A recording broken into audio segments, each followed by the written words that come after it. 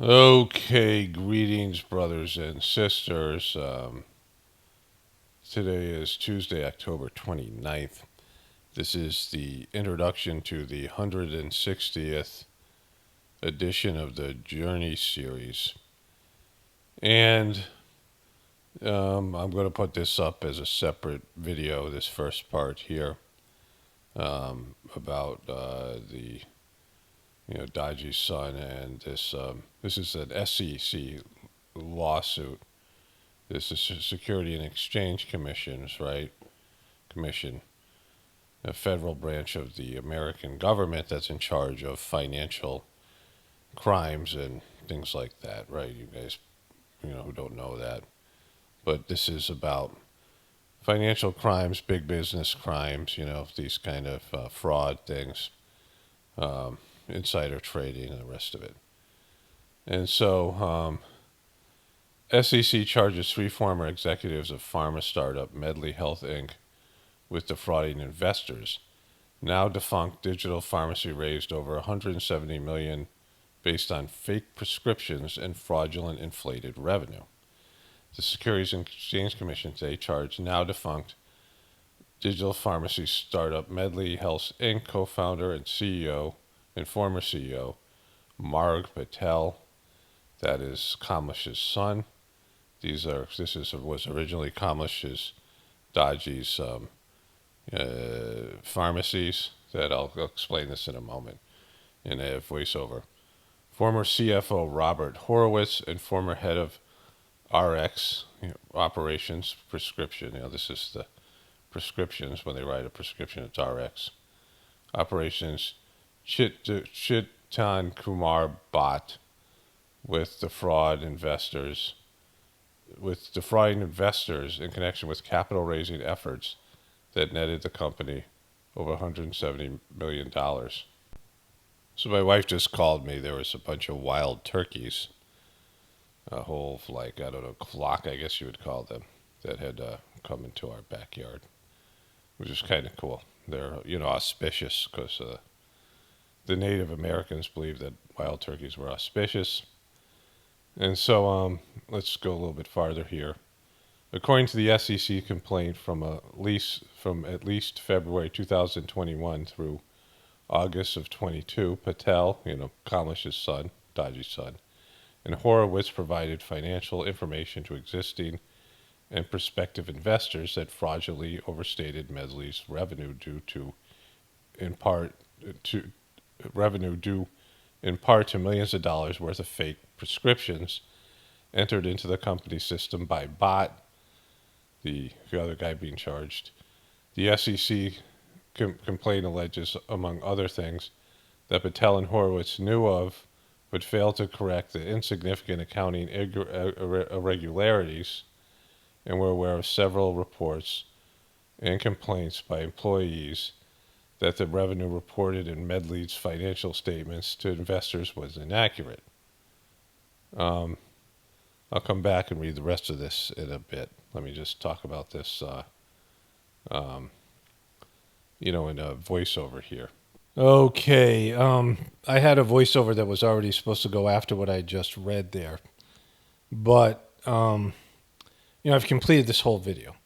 And I go read the complaint towards the end of this video, the detailed complaint of the SEC. And, this appears to be premeditated, which I'll get into in a moment, how that's so much worse than anything else.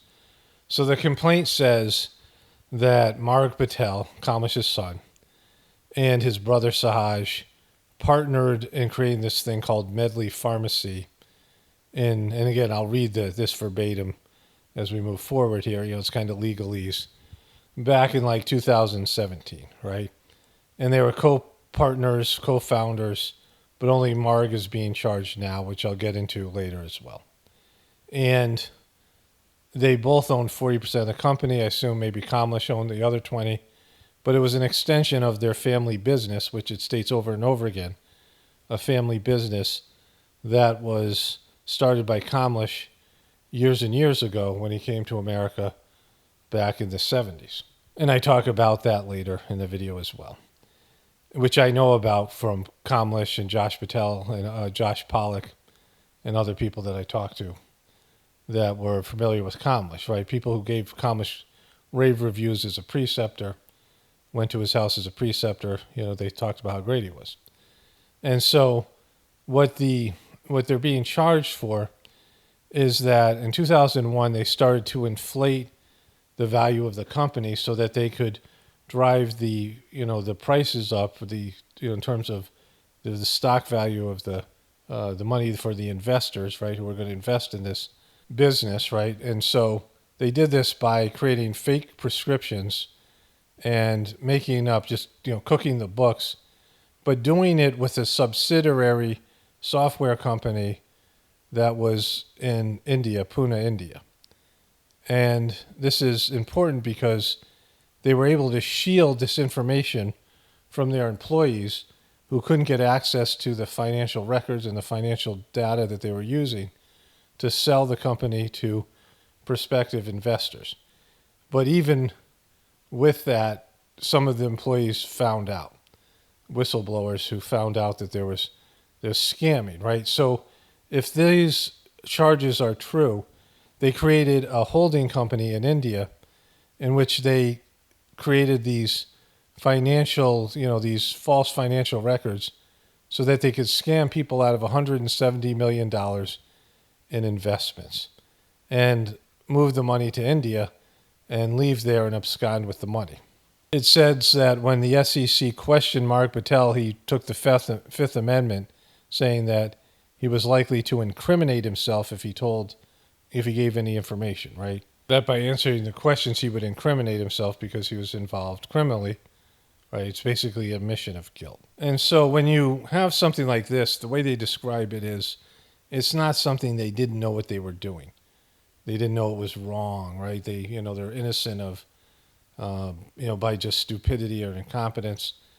They took steps to shield themselves from people discovering their $170 million scam, right? $80 million? Whatever it was, right? I mean, it's a fortune. $170 million, right?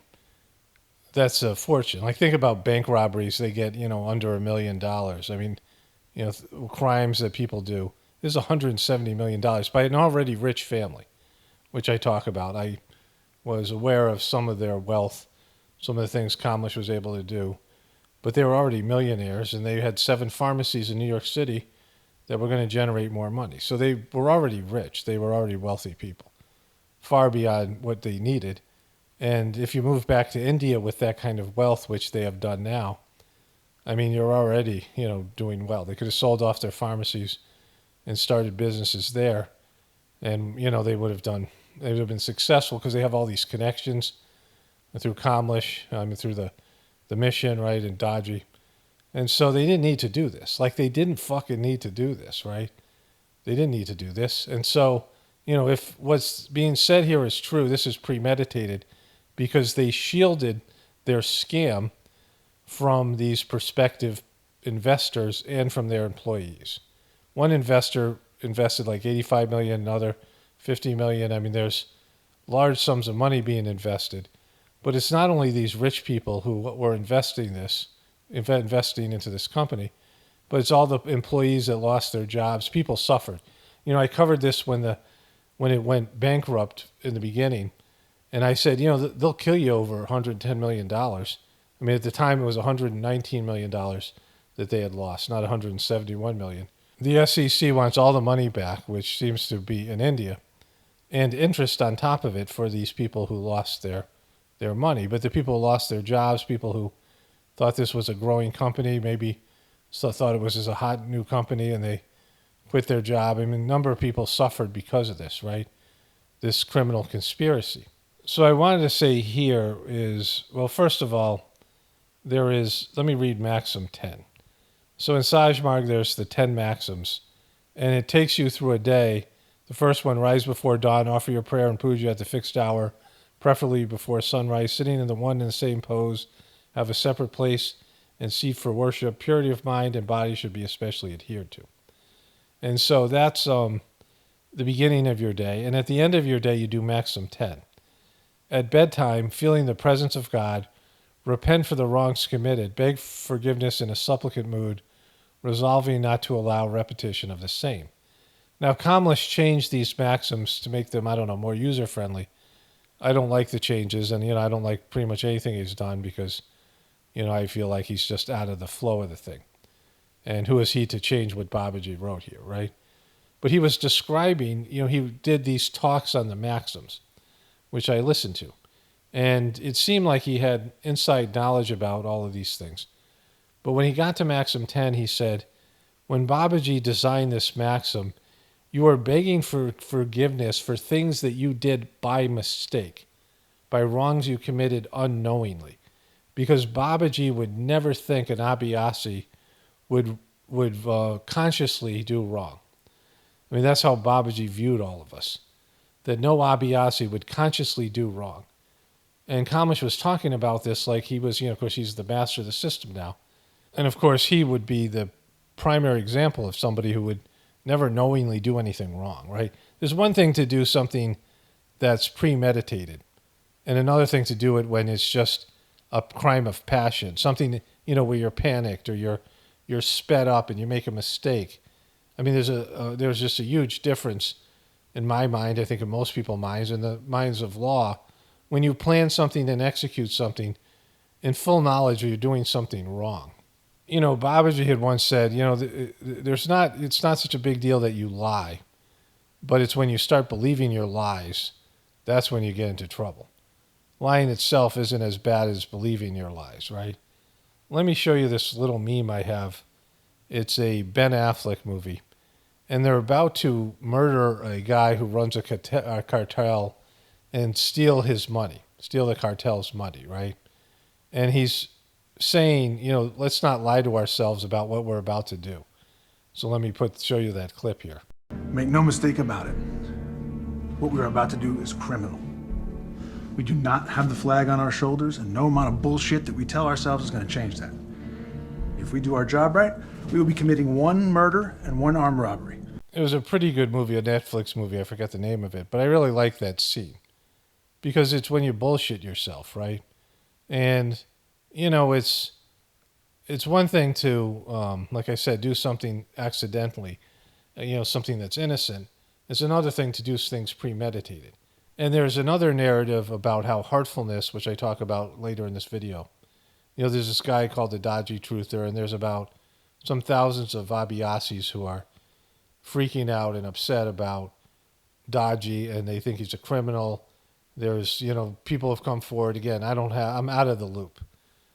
The only thing I know is my experiences with Daaji, and I had some bad experiences with him.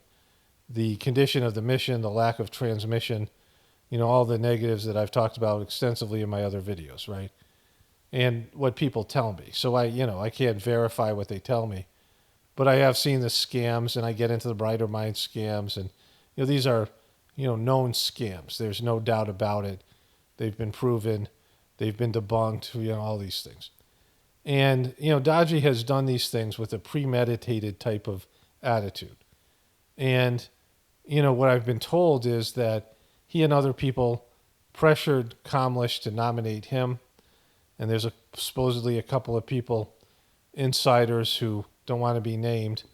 But this guy has talked to them, and he said that there's a whole story there. And you can't tell me the story because it would basically incriminate the people who are letting him know or letting people know about what actually happened.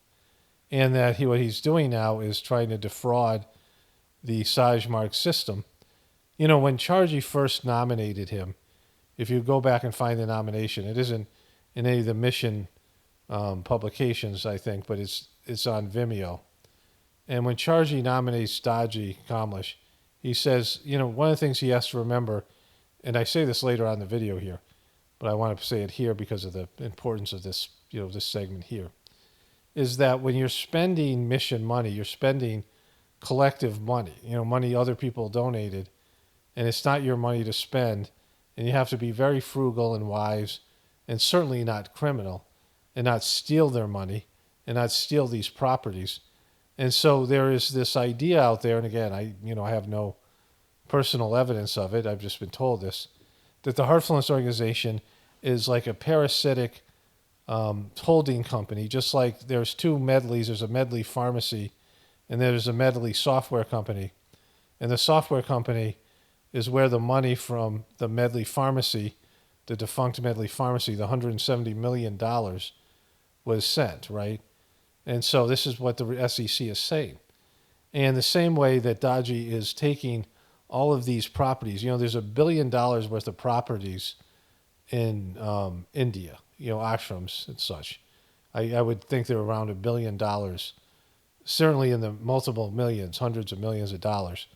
And he's taking these properties that are owned by, a public organization that's based in donation and people volunteering, people who built the mission, and certainly the previous masters. And he's taken all these Sajmarg properties, and he's, which is Sajmarg has its own bylaws and a board of, people overseeing it. And Heartfulness does not. Like, Heartfulness is Daaji's creation. And he's taking it and all these properties and moving it to his own personal possession. Again, based on what happened with Medley Pharmacy, that makes a lot of sense, right? Something that's premeditated scams. I've had people come to me and say there's real estate scams. They're stealing people's deposits. I mean, there's this kind of behavior, thug-like behavior, criminal behavior, accusations and stories out there. Again, I don't have access to the data, but according to so many different people that have talked to me, this is what's going on, right? And so it would make sense that his kids would grow up and, as a family, they would do the same thing in their family business, and they know what they're doing wrong, right? This isn't just bad for a master of the system. This is bad for just any person, right? $170 million you're just stealing from people, premeditatingly, finding a way to do it, avoiding criminal prosecution, hiding the monies, running from the American government and hiding out in India, blaming your kids, making your kids take a fall for it, right? What kind of scumbag is this MNFer, right? What kind of horrible person is this guy that's running the mission that's doing this? If all these things are true, and I know some of them are, right? I know there is scams that are going on. I know there's incompetence. I know, criminal incompetence. I know there's, moving away from the Sajmarg teachings. I know there's a lack of transmission. I know there's a lack of good decision making. I know there's a lack of character and ethics in certain areas across the board. I know that Daaji's failing, right? And so, I mean, it's usually worse than you think. And so when I first heard, I was told about a year ago that this pharmacy went out of business, and that they lost $110 million of investor money. The first question was, where the fuck did that money go? Right? You don't just lose $110 million, misinvest it, right? And now the whole family is hiding up there in India, avoiding the American, government looking to get this money back. And so this is, it's really bad. And so I just want to put this in here as sort of a prequel to what I'm about to cover here. But again, these accusations and the court filings are, they don't miss words here. And it sounds like it's kind of a slam dunk. I don't know where it's going to end up. I don't know where it's going, especially with Kamlesh's son pleading, taking the Fifth Amendment, which is always a bad thing. It's what criminals do. Like all the stuff that they're doing isn't like some people who made some mistake, right? We all make mistakes. We all make bad decisions, right? But there has to be some internal sense. Even as a little kid, there are things, my dad, we went to stay in a hotel. We were like traveling. It was some spiritual thing. My mom used to go to these charismatic prayer meetings. And I was like 13 or 14. And my dad said I was like 10 so that they could get a better rate for the room. And my grandmother, who ended up living to 100, was probably in her late 80s or 90s. And my dad said she was like 5 or 6 years old. So she got the rooms for the hotel were priced with a child so he could get a little bit of money off, right? And I was like, are you serious? Like, what's wrong with you? And they kind of figured it out. Like one of the women said when she saw me, oh, they grow those charismatics big. Because I was, clearly not that young. And my grandmother was, a full-grown adult, right? And my dad saved a few bucks but lied about it. And I was like, and I wasn't some moralistic kid, but I was like, Jesus, Dad, what the hell are you doing, right? When we were, when I was a really small kid, we went to the Museum of Natural History in New York City. I used to go to the library and read about my favorite animals. Like I wanted to be a naturalist, and I would, I had these encyclopedias at home, and I just knew everything about animals and dinosaurs and things. And I was probably like 8, 9 years old. I had like a 12th grade reading level when I was like a little kid. And we went to the Museum of Natural History, and my dad found a wallet outside. And he gave it to the guy, right? It was one of the few times I was like proud of my dad. He gave it to the museum, and they were so happy with him because it was New York frickin' City, right? A place where Kamlesh was, and there's so much dishonesty there, that they brought us into a back room and showed us like extra exhibits, and they treated us like, we got all this bonus stuff for my dad's honesty, right? And as a little kid, you know things like that. And as an adult, you certainly should know things like that, especially if you're a so-called spiritual person. And there was a time, one of my friends who was an Abiyasi, somebody I used to talk to a lot, was head of security for a gathering in Molina, Georgia. And he said that they were giving him a budget of like $500, right? And we joked around about sort of abusing the budget, we weren't serious. And after we were done with the conversation, I felt bad about it, that we would even joke around about misusing mission money. And I called the guy back and said, that was like fucked up. And he said, yeah, I felt the same way. We joked about a lot of things, and we're Americans, and we're kind of, we're both kind of assholes. We're not, moralistic people, goody two-shoes type people. But you have something you just don't joke about, misusing mission money, because, this thing was sacred. Like I felt different about this thing than anything else, right? And it was just something so special. It's transformed my life, the Sajmark system. And I didn't want to bring negativity to the system, right? Whatever it is. I mean, I feel like many people felt like that way. That it should, you should be even more disciplined and more, of a good person when dealing with something to do with the mission, right? And just to, end this little pre-introduction, and I'm going to get back to my original voiceover here. That, I said this when I first found out about some of these scumbag scams that these guys were doing. Some of these things that, the Brighter Mind scam and some of these other bad decisions. You can cheat people in so many different ways, and you can do criminal activity that doesn't involve the mission, doesn't involve Sajmark. Like you can make money and you can lie about it, and you can be, a bad person. At least when you're dealing with Sajmark, at least be, this one area, have some ethics, have some sense of right and wrong. Because it's just special. You didn't have to drag, Daaji didn't have to drag the mission down with him. You want to be a scumbag, go be a fucking scumbag. You want to be a criminal, just don't do it where somebody believes in God. It's like the priests being pedophiles in the Catholic Church, right? I just did a video where there's a new cartoon mascot for the Catholic Church, and it's a little kid, and, they were abusing all these kids, all this stuff there. And they made a kid into the mascot. You just can't do that when people, think of you in such a negative way, right? Just don't bring your crap into the mission, right? If you want to be a person, you want to have some, you might have some of these tendencies. And we all have negative tendencies. That's why there's cleaning. We all make mistakes. We all have our character issues.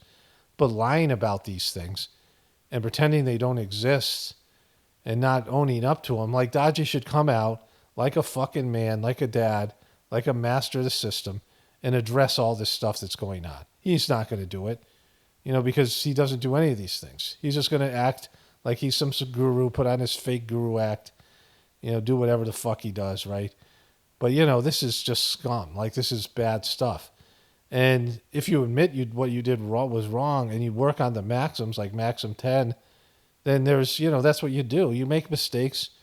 You do something that's wrong, and there's the cleaning process, and there's, ways you can redeem yourself. We all have to do that. We all have to redeem ourselves. We all make mistakes. We all have character flaws. But when you deny those things and you pursue things in an intentional way, and you involve the mission so that you can run your little your scummy, scams that only are going to get you caught. Like people don't, how the fuck do people believe that kids can smell colors? And this is called the midbrain activation scam, the Brighter Minds thing. I talk about this more extensively in the video, but people know you're lying. Smart people and people who can do a little research, do a little Googling. They can find out the origins of your scam, right? People are going to find out about it. Just don't drag the mission down with your bullshit, right? You didn't have to become master. Once you become master, then you have to rise to a higher level. And Kamlesh fucking didn't do it, right? He just didn't do it. And this is bad. Anyways, here's the original voiceover here. Okay, so Kamlesh's story that he's told is that he came to America with $20 after graduating from pharmacology school in India. Now, the name Patel, there's like a saying, hotel, motel, Patel. So Kamlesh comes from the Gujarati area, which is close to Bombay, and it's in the sort of northwestern part of the country, right? And some of my people that contacted me when I started to talk about some of the bizarre shit that Kamlesh was doing was they talk about his caste being sort of just money making, cheating, lying, doing anything to make money, and that's where Kamlesh came from. And there was a prominent preceptor, Rajagopalan, really wealthy. And he was Charging. He's like one of Charging's key guys. He gave me some of my preceptor sittings. And this guy, the commander, told me that this guy didn't even put his shoes on. Like he had, they had servants and, they would put it, like that kind of almost royal stuff. Rajagopalan was, very highly advanced spiritual person, and he was one of Kamlesh's preceptors. But that part of the country, in India, isn't known for spirituality, right? There are people who excelled in the mission, like this guy Rajagopalan and a few others. But for the most part, it isn't known for its spiritual, producing spiritual people, and especially gurus. I'm looking at it, it's just above Mumbai. Mumbai is the big city on the Indian Ocean on the west coast, which is known for business, and then the Gujarat is a part of that is on the ocean as well as borders Pakistan, and there are probably a lot of Muslims there. A lot of the Bollywood people are light-skinned northern Indian, with maybe sort of Muslim, areas where there are lots of Muslim or they're Muslim people. And so these guys are known for money and business. The name Patel is known for money and business. And people attributed some of the scumbaggery things Daaji was doing to growing up in that region. There's a video out there of Charji, and I think it's in the official Saj Marg, archive, going to Gujarat when Kamlesh was either about to be nominated as his successor or was, and Kamlesh is with him. And Charji is just ripping into the people there about their behavior surrounding money, their behavior surrounding finances. And so with all these people that were around Charji, so Charji would come to America, and there were probably 50 or so people, maybe even more, a number of people. Some of them were more inner circle with Charji than not, but there was probably 200, 300, 400 Indians that come over to America, and they were making bank. They were just, they had these great jobs, and they were making tons of money. And Charji said to them that they had better jobs, not just people coming from India, but some of the people who were here in America, Americans who grew up in America, because some of these Indian people were now American citizens. He said that Babaji had given them better jobs than they deserved, that they were making all this money, and they were having not only jobs in which they were financially, making a lot of money, but jobs in which they could travel. There's an Abiasi I've talked about, one of these guys who was sort of like we were, I would say, pretty close. We used to talk regularly. He was a guy about my age, and we had sort of a similar sense of humor. And he worked at MIT, and with like NASA stuff. And he got a job. He had to do this one, whatever it was, some scientific thing he had to do. And he felt like he just got smarter. Like he told me, he just was able to do something he didn't really think he should be able to do. It was like his brain went to a higher level of like intelligence. And he did this incredible work. And it so impressed all the people around him. And he also developed these skills in which he could stroke the egos of all these guys who all wanted to be the smartest guy in the room. And so with those two characteristics, he said he read this book, he had it on his desk, and it talked about him being it talked about how to be a manager and manage people like this. And he had all these higher ups, and like when he presented information to him, he developed the skills to just, whenever they gave him something like corrective or or the ideas of what to look into and, how to do something, he would go, oh my God, that's such a good idea. And nobody did that, like where he worked. And then the people who worked under him, he just gave them free rein to go do the work without, because they're very competitive about egos and things like this and who gets credit and whatever. And because of these skills and because of this one time where he got smarter, he was able to take off an extra 2 weeks of vacation every year. And so he could travel to India for 2 weeks, and then he could also go to the gatherings with Charging. And, that kind of thing was very common, where people just got into good situations financially and also being able to have the time to go spend with Charging. And it was clearly for their spiritual benefit. And these guys would donate money to the mission, and Kamlesh was one of these guys. They would donate money to the mission, and because American dollars is worth so much more in India, and they had properties in India and as well as America, and they would travel around with Charging. And Charging was very clear that, these positions were there for their spiritual benefit. But there were a couple of people. One guy was the secretary of the mission, a guy who was kind of close to Kamlesh. He had a hotel and at least one hotel in Texas, and he was a multimillionaire. And Charging said to him, you're spending too much time making money. Spend more time doing mission work, because he was like secretary of the mission. And the guy didn't listen to Charging, and he started building an extra wing to his hotel, and it burned down. Charging was often telling these guys, because some of them would invest in the stock market and they'd lose their money, and he'd say, just like, this money isn't really yours, like it's, for the benefit of the system, right? Charging would come to America, and he had a picture, a book or something, and he'd raffle it off to people. And there would be, someone pay $40,000 for it, like it was crazy. There was a gathering where Charging wasn't even there, and someone had made this really nice picture of Charging.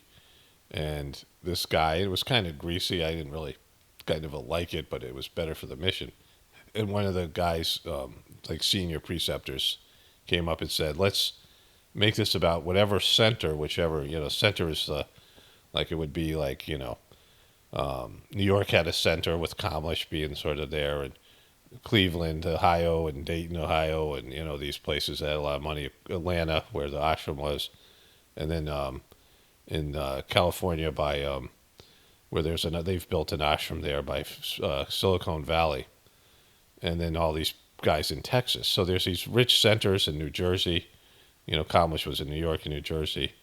There was these places that had a lot of Indian Abhyasis who were rich, and they started a bidding war. And one guy wrote a check for $40,000 for the picture, right? And this guy now is sort of a senior sort of guy in charge of the thing. And I felt it was just kind of not great. But it was, the money was there, needed. And so these guys would travel around, and they were part of Charging's inner circle. And, Chargy slammed them in a talk, which many of you've heard. I've played it, a number of times. Of course, I can't do it now because of the copyright. But it is something you can find on that. And he slams his inner circle as the worst people. He talked about how people always complain about him. He used to blame himself. And, there's a senior guy who was a part of that inner circle who was a rich guy from Atlanta who, I really liked the guy. Like, he was a really saintly person. And I think he's one of the, really good guys. And me and him had a talk, fairly recently, a couple of years ago. We never really talked before.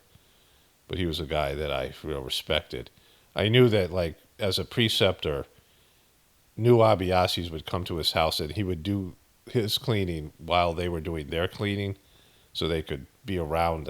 You're supposed to do a half-hour cleaning every night, the practice, and he would sit with them, and there might be 3 or 4 of them, and they would all do their cleanings together. It wasn't like he was doing preceptor work; they were just all doing their individual cleanings. And it would help them, right? It was a good idea, things like that. Doing the extra effort. And the guy, he was one of these wealthy guys. And he was there. He said he was there because I mentioned the talk to him about slamming the inner circle. And he said, I was there. And, I was really, upset about it, because he was part of that group. And he said the next morning they all came down to breakfast and they were laughing and joking and patting each other on the back. I mean, it was a savage talk, just talking about them in the worst possible terms. And so, there was that. So getting back to Kamlesh. So Kamlesh was one of these guys. He came to America. He said he only had $20. Babaji was the master of the system when he first came to America.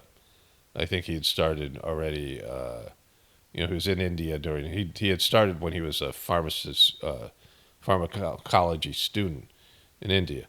And he ended up starting a pharmacy in Long Island, New York, these places. And he had 7, at the end of it, he had 7 of them. And, he had been an innovator, like this guy Joshua Pollack that co-wrote this the Heartfulness Way book with him. Joshua Pollack worked for him and then also was his Abiasi. And he told me, Joshua, that there was a time where the pharmacies, these individual pharmacies, right, that weren't CVS and weren't Walgreens, these big corporate pharmacies. And these little pharmacies in New York couldn't compete because CVS would get better deals from the drug companies because they had massive buying power. So Kamlesh got a bunch of pharmacies together and set up a way to buy their, to like a co-op, so they could buy their drugs together, their pharmaceutical drugs together, so they can compete with the big pharmacies in terms of prices and things, right? But he had 7 pharmacies, and he was just known as really being wealthy.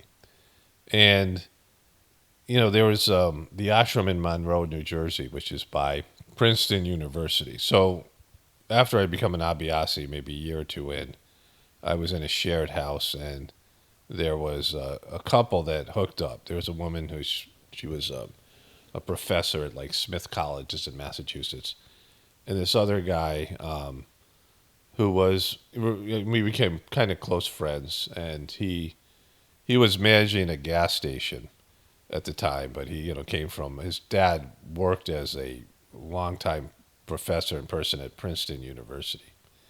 And there was a daycare in the house, and I had taken care of their kid for them. I had worked at the daycare, and it was a shared house. And the guy who was the key renter, the guy who was we subletted from, ran a daycare there, and he also performed for kids at birthday parties and things. He had all these games. He'd walk on stilts, like one of those kind of guys. And they got together, and they wanted me to to take care of their kid while they went on the honeymoon, right? And I flew back because I was living in New Mexico, and the girl was originally from New Mexico, and they eventually moved out there, and I saw them one time,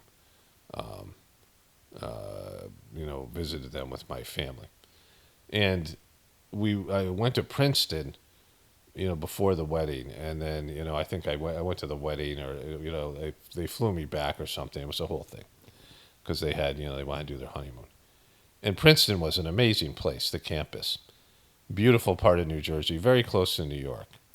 And, it's one of these Ivy League schools. And I knew about them from they had an interesting basketball coach. Even though they were an Ivy League school, they would sometimes pull off upsets or play very close games with much better, athletes, because it's an intellectual school.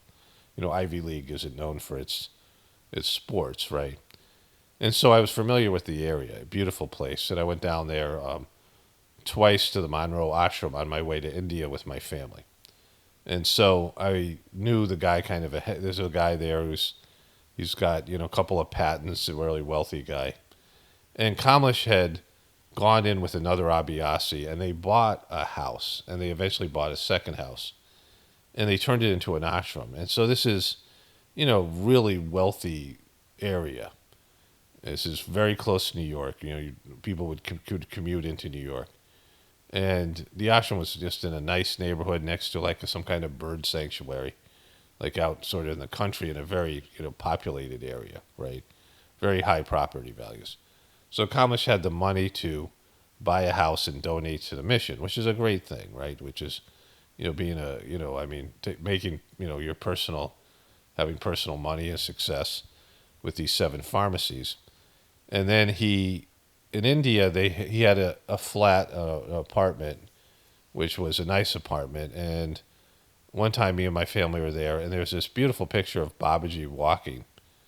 And it was like a picture that he had blown up to where Babaji was bigger than life. Like, he was bigger than he was, or at least maybe it was a full-size picture. And it was a 2-part picture, like, there was one part, and he was building his ashram. He was walking with his cane. Babaji built one ashram in Shah Jahanpur. And Kamlesh was quick to point out, because he knew my family and I were struggling financially, that he paid $20,000 for it. That it cost him $20,000. And he had another apartment. There's these Garden of Hearts apartments, where Charji had these apartments that were built outside of the ashram. And all these wealthy Abhyasis, and a lot of them from America, bought these apartments. And when they were traveling there, they would stay at these flats, and they would also maybe sublet them when they weren't. I know a number of people had stayed there. And I knew people who were renting there, one guy who owned one, he was from England, and then other people who had rented, and I went there and got a individual sitting, right? And so he owned an apartment there that he wasn't even using. He let some guy who was doing pranic healing use those apartments. So he had 2 apartments right by the big ashram in Chennai. Of course, the property values went up the roof, through the roof. Like they paid $10,000 per flat, and which is of course cheap for American prices. And they're now worth hundreds of thousands of dollars because of there's a very corporate area there, a call center. So and plus all these people started to live there. The other thing was Charji built this Lalaji Memorial Mega School. It was a big thing for Charji. And, after I kind of got into it, or Kamlesh had sort of criticized me, and we had this sort of, we had this kind of coming together time. He said he wanted me to go check out this organic farm he had. He had criticized farming, and he knew I was into farming to whatever extent. And he had bought 9 acres of land that was outside the Lalaji Memorial Mega School. And he was using it for an organic farm. And so he had all this land and all these expensive things. He had wealth. He had 7 pharmacies in New York City, and he had generated millions of dollars of income. Of course, a lot of people in the mission, the Americans, were into New Age health and, didn't think a lot of big pharma, like, big pharma has a bad reputation, right? But anyways, he had made some money, and he had donated some of the money to the mission, like he had contributed. And, which we all benefited from. Like all these guys who contributed money and made a lot of money in America, and Charji said that they were blessed by Babaji to get these jobs. They contributed, but some of them got bad attitudes. They got arrogant. And there was this, I don't want to say rumor, but something that was said that Charji had said that these guys were Asuric kings. I have reason to believe that I was one of these Asuric kings. There was all these kings in India who became like bad kings. Some of them were in the Mahabharata, some of them whatever. I have reason to believe that I had a past life like this, right? But I have in this life an aversion to this kind of bullshit, right? Like financial, whatever it is.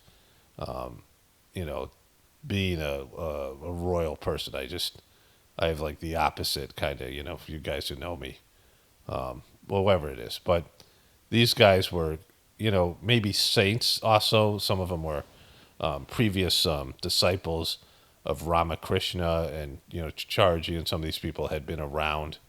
Some of them were actually disciples of Babaji, was Patanjali.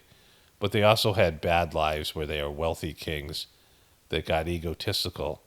And Charji was keeping them close to him so that he could, keep them under their samskaras for power and these things that they had under check, right? And Charji was struggling with it because these guys were kind of assholes, rich, arrogant assholes. And I experienced some of their assholery. I experienced some of their negativity. Now, these are the same guys that are surrounding Kamlesh now without Charji keeping them in check, right?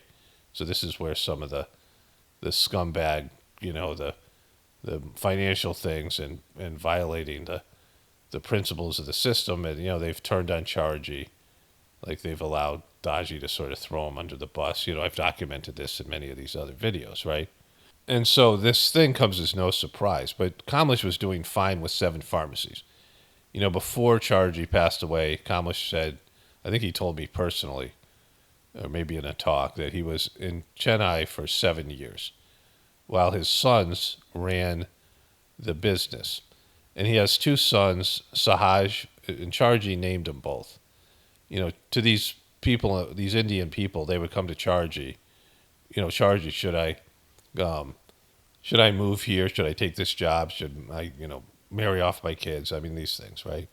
And Charji was very much involved in their decision making, where the Westerners, people like me, we learned to internalize it, which was just better. Like it was not this idea that the master was telling you everything to do, that you just through your own process, you would develop the ability to make the right decisions. Of course, that wasn't always the case. But for me, it has worked out that way. But these people would ask him to do everything, right? And he would name their children. And for Kamlesh, he told him to name his first son Saj and the second one Marg. Of course, the Saj Marg is what Babaji called the method of cleaning and transmission and things that we do here. And so I met Sahaj. He was really like a nice young man, like he was 25 years old. And he was, I went to Kamlesh's house and I was like impressed by the guy, right? And Kamlesh was, nominated now as Charji's successor. I had these interactions with Kamlesh over the years and I was impressed by him and I felt like he was a really spiritual person. And, I had this interaction with him at the airport, which I've talked about in many of my videos.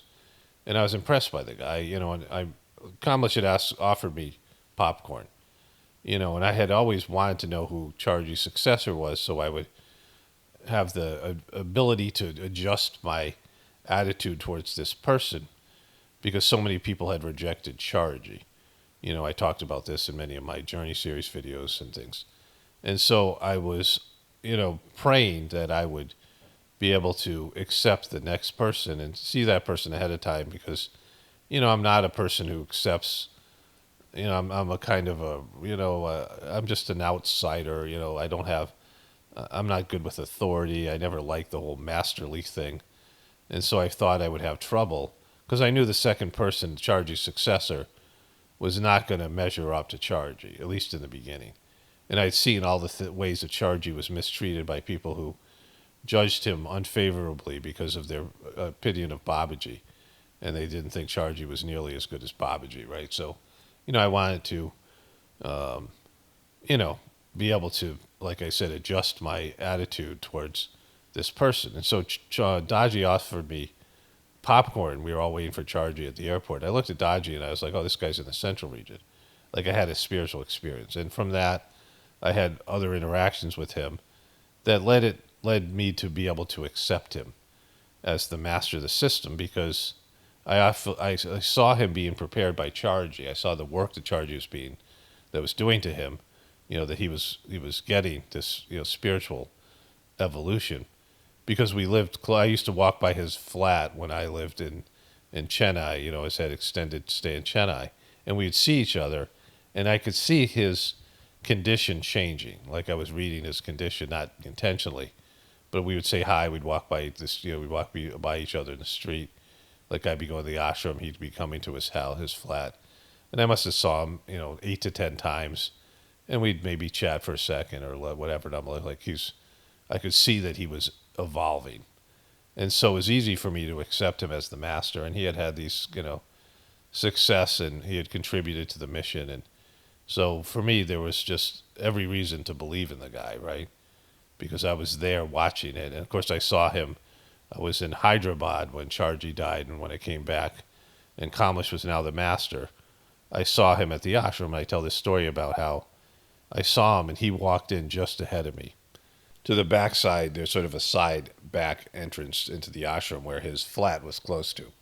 And he was just ahead of me, and now he had a group of people around him, right? Because he was now the master. My computer is struggling. It's glitching out a little bit, so that's a bummer. But anyways, the graphics card, like I just got to get it fixed, and this whole thing that's going on. So, I had always liked to be in the ashram, the meditation hall, before the master came in or the preceptor did. And the reason was that, it just felt like it was appropriate. Now, I'm not a big person on, any of this kind of etiquette. I'm not an etiquette person. And I didn't, ever really fully, I didn't get the whole masterly thing that people did. I understood it, but it wasn't for me. Like the people who, these Indian people who grew up with the master-disciple relationship and the rest of it, right?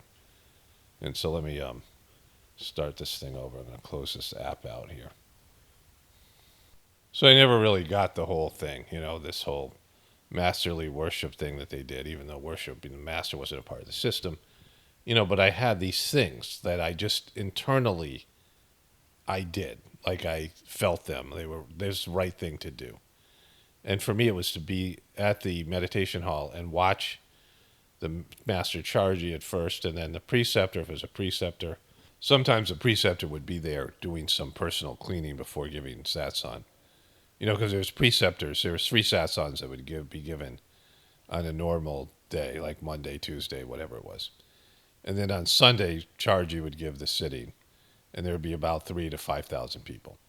And sometimes somebody else would give it, and Kamlesh started to do it. And when Kamlesh would walk into the ashram, this is the future master of the system, and I could feel it. And I felt this sense of well-being that the Sajmark system would continue, right? I was happy about it. And I once told Kamlesh this, and he got happy. That's why he told me about his farm. We had this moment after he had sort of, kind of insulted me and chewed me out in front of my kids, and this whole thing. But I, saw him right outside. He was building his office. And I, just, in a sense, took the higher road and said, I get happy when I see you walk into the ashram. Like I can feel it in my heart, right?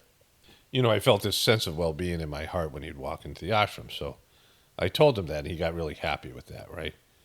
And so I had fully endorsed him and believed in him. And of course, Chargy had endorsed him and things like this. So I'm just saying that for people who don't know this. Like I wasn't upset at all when he was made master. I was preparing myself to accept the next guy. And I had full faith in the guy. Except he started doing a bunch of bullshit things. And I saw them. And head scratching, what the fuck kind of things that he did. And I was like, this guy's either fallen or, what's going on here? Like it just over the time period. And so as I went through my, experience with him as master, I had personal interactions with him that were just like, I got kicked out of a gathering because he wouldn't let kids into the gathering, and it was just a stupid thing he did. It only lasted it was his first birthday gathering too. And it was completely fucked up, and it was just a bad decision on his part. but the way he mishandled everything, like he was just bad at being the master. And I was in India and I saw a bunch of it. And, I still thought, well, maybe he'll evolve. Like I gave him the benefit of the doubt because, I had all this internal experience about him, being the master. And I saw him become the master. And so there was no doubt to me that the work had been done to make him the master, and he was the master. But he just started doing stupid shit and like all the time making bad decisions. And so it got to the point, there was a video he put out about suicide and the way the YouTube channel was. And I was talking to other Abiasis, and they were saying, this guy I talked to, this senior Abiasi, who told me about the inner circle. There was a guy that it was his, he started this guy, an Atlanta guy, and he was running stuff. He was running the YouTube channel. And this guy, like I'd seen this guy's own YouTube channel, and he was like a dunce, like a moron. Like his videos were just like horrible, like bad videos, like the kind of thing that I would make fun of, like just so bad, right? He had his own sort of social media, and he was an upward climber. He was always he was around Charging Daaji, and this senior preceptor who had started this guy told me that Kamlesh had tried to get rid of him. Like he had chastised him. He had fired him, and and the guy just kept on coming back. And then he said this guy's playing a dirty game, which kind of sounded almost like blackmail. That he was blackmailing Kamlesh, like Kamlesh couldn't get rid of him. And so, it was not a lot of information, but he basically implied that there was people around Kamlesh who were manipulating him. I don't know if they had something on him. I don't know what it was, right? So there was that. And so eventually I started talking about these things in a thing a series I call the Journey series. Now this is the 160th edition of the Journey series. And at some point I put my video on Facebook, and I had a lot of Abiasi friends, and they started to watch it. And the title was about Daaji and questioning his, what he was doing. But I still thought he was the master. But I was just, putting my, my concerns out there on the internet. And Daaji ended up watching it.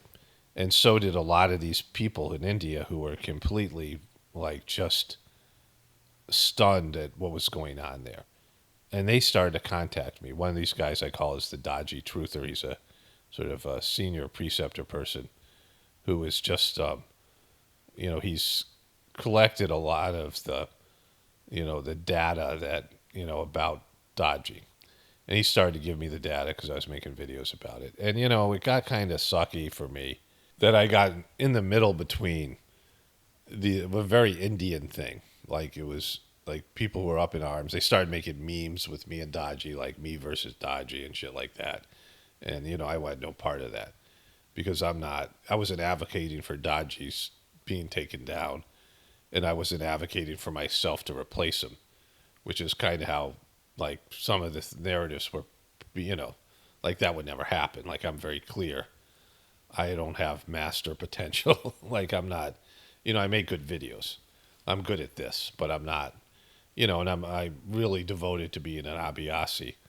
But that's about it. I was a preceptor for a while, and, that was, to the extent of it. But I'm very passionate about Sajmark system, but I don't have administrative potential. Like, I'm not I'm not one of those people. I'm not one of the people that would, I do well being on the outskirts of the fringe of things. I'm not a, person that's, that runs organizations or anything like that, right? But, I was the only person that had a social media following. And these people descended on my channel, at least the Journey series. And at a point, I just was like, you guys aren't real viewers of my content, right?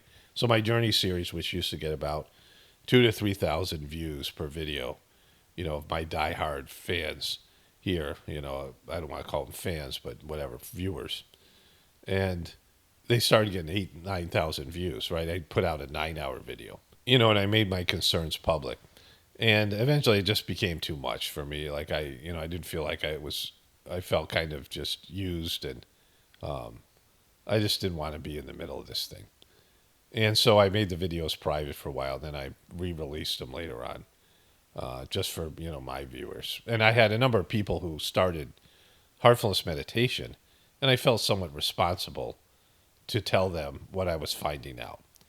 And I went to the gathering 2020, and this guy that my wife ended up dubbing called Diaper Baba, which is a great name, is this guy Baba Ramdev, who's been he's been outed by the Supreme Court in India. Of course, India is so corrupt, but this guy's he's had a number of controversial and bad decisions. He runs this Patanjali's company. He's a billionaire, but he's just anyway. He's a weird guy, and he hijacked the gathering in 2020 when they inaugurated the ashram on the Basant gathering.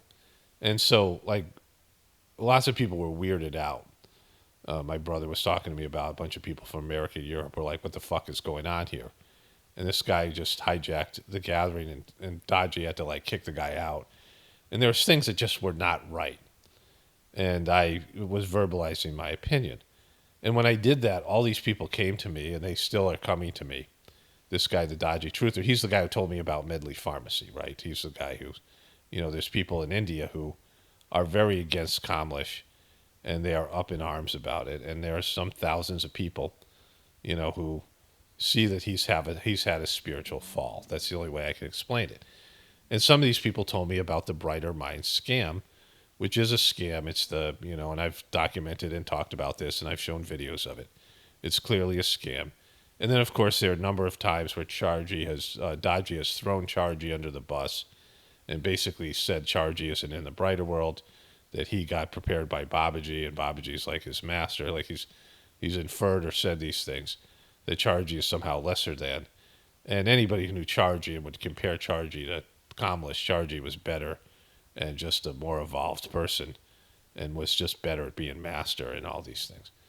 And so, these things are like not really, they're irrefutable. And I had documented them. And, there was more to it. Like recently, a woman contacted me, like she's a doctor, and she knew of people who were defrauded out of money. This is what she told me. Like, I have no personal knowledge of these things. But she said that there's a real estate scam.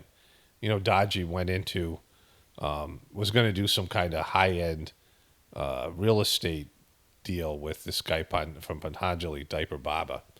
And then that guy ended up being embarrassed, and, it was a national news scandal by the Supreme Court by making faulty claims about his products, his Ayurvedic products, right? And there'd be a lot of charges against him. And of course, there was Kamlesh being a part of the RSS, which was a pro-Hindu fascist organization, right? A paramilitary organization that is very anti-Muslim. And Kamlesh had made a lot of bad decisions, and some of them were financial and the scam. Some of them were disrespecting Chargy. And then all these people came to me and told me these things. And I started reporting on them because nobody else could. And then I just was like, I had enough of it. Because there's enough information out there to see that Kamlesh had fallen. Like there was something awry. He was making decisions, making for-profit decisions. And I was told that this Heartfulness organization was like a parasite organization that was stealing the properties away from Saj Marg. And then I was told about Medley Pharmacy, right? That Kamlesh had this pharmacy, his son had taken over his pharmacies. And during the pandemic, his son, Marg, became the CEO of this company that was going to provide free delivery or delivering pharmaceutical drugs to people, online pharmacies. And they had to have these local pharmacies to sell these drugs, right? Like to deliver them to the people. And they were buying up pharmacies, and they were getting investor money. And at some point, right after the lockdown, the company shit the bed, like it went south. And at the time, there was these, financial newspapers are reporting that there was $119 million of investor money that was just disappeared because the company had failed. Like, it was like one of these Shark Tank, where they went and got investor money. They got investors, and $119 million of this investor money had just disappeared. And this guy was fired, his son Marg, and he left the country with his brother, and their families now are living in Hyderabad, sort of hiding out, right? And so that's what I was told, and I read the article. So, and I said, they'll kill you over $100 million. Like, people will kill you over that. Like, if these investors who put millions of their dollars into this thing, I mean, they don't take it lightly. And I was told that there seemed to be some sort of fraud by the Daaji truther and his group of people who, knew the ins and outs of this thing, right? Okay, so I had to take a break and eat some breakfast, and I just want to say this. So there was a young man who contacted me about the Brighter Minds scam, and he was an Indian Abhyasi who said, again, some of these people were anonymous, and, they were whatever they were. Number of people, though, were very upset about the Brighter Minds scam, right? And he said that, he and his father asked the preceptor about it, and they were sort of browbeaten and, threatened. And there was people saying that the Abhyasis were being bullied and threatened to just go along with it, right? Just the kind of stuff that, Babaji had said, you question your master, at least in the beginning, that you shouldn't just accept somebody because they say they're a guru. And some of this is the Indian culture, right? All these things. The guru culture there, and the fear of gurus, the fear of being cursed, whatever. But this Brighter Mind scam and some of these other things, people legitimately questioned because they were fucked up. They weren't the way that Saj Marg's supposed to be. And I saw a number of things myself. I experienced them. And I was watching Daaji just fail on COVID. And he was just like stupid. Like, he just make bad decisions. He couldn't articulate things. He was going against some of the previous teachings by the former masters of the system. And it was clear that he had had some kind of spiritual fall or something was going on. And the transmission wasn't flowing. And so in 2023, I had an experience where I was, meditating. I was actually waiting for my wife when Basant was going on. And I felt a sitting come to me like I hadn't felt a sitting in years. The app wasn't working. I felt like the gatherings didn't have transmission in them like they used to. And I reported this to, there's a couple hundred people, at least maybe over 1,000 people that tried Heartfulness because they heard about it through me on my YouTube channel. And I felt responsible to tell them what I was going through, and that I was going to meditate on my own because I wasn't feeling the transmission with Daaji. And I started to feel it when I was doing my own thing, connecting with the source directly, because Heartfulness to me was now this defunct criminal parasite organization. And for me, the evidence is overwhelming. Like, I think everybody's got to have these what the fuck, WTF moments where they're head shaking, the decisions Daaji's making, the content he's putting out, and some of the things that he's, whatever he's done. The big thing is dissing Chargy, trying to get rid of Chargy's birthday, these fake channeled messages. I've talked about Tuktaji and all this stuff in previous videos. I have this Gratefulness meditation channel that is a channel where those of us who are no longer doing Heartfulness but are wanting to do Saj Marg have a place to go, and there's these sittings and things there, and we all meditate together, right? But for me, what this is all about, the reason I'm saying all this is, with maybe I don't want to say an excuse, but there's nowhere in the Saj Marg literature. I'm someone who's read everything available on Saj Marg. I got a good memory. I retain things. It's always been, one of my gifts in terms of, I have dyslexia. I'm a dyslexic, which I think is kind of a benefit. I think Babaji was possibly dyslexic. I'm a person who you see the whole as a dyslexic. And so also I'm very highly introverted, and I'm just a different kind of a person. Like, I'm, not a normal type of person. I'm not a, person that joins, and, I'm always kind of an outsider, these things, right? But I've read all the literature available. I listened to all the Chargy's talks. The preceptor, when I was a preceptor, I had a 2-hour commute, and I used to listen to the second and third preceptor training. Of course, I read the book, What is Sajmarg, a number of times. And so in all of that literature, there's nothing that says anything about what happens if the master falls. There's no reference point to it. Like, in the Whispers of the Brighter World messages and all these other things that are out there, it talks about Sajmarg being around for thousands of years, and that there would be, a master is a key part of it. There's some sort of, person who's in the central region, at least somebody who's a higher developed soul, even if they haven't like reached the level of mastery, there has to be someone like that to oversee the system. And so it says the opposite. There's no reference point. What happens if the guy shits the bed? What happens if the guy falls? What happens if the guy fails? What happens if the guy, the work doesn't take? And there's information I'm getting from, I still get information from this guy called the Daaji Truther. And he's somebody who's not anonymous, and he's posted things on social media. He posts all these things on social media, and he communicates with me about anything that he finds out. And they have a team of people, a group of people there documenting all this stuff. The evidence is irrefutable because the organization is kind of the exact opposite of what Sajmarg used to be. And the energy just isn't there. And it has failure. And this latest thing, this indictment, is just a part of that. Like this stuff wouldn't gone on when Chargy was in charge. His kids or grandkids wouldn't be indicted. There wouldn't be this kind of, failure in terms of at the very least, this Medley Pharmacy, which is Daaji's old pharmacy, lost $170 million, right? Like they lost it, or disappeared. And what the SEC thinks says, and I'll get back to reading it at the end of this voiceover, is that these guys stole it, right? I just received a message yesterday from this guy, the guy called the Daaji Truther. Paji, he calls Daaji Paji. I guess that's some kind of cartoon character. Has registered Medley in India with an Abhyasi, and his crook son as director. U.S. laws are tighter and tougher than India. No, they're not. They're tougher than India. Corruption is much more prevalent in India.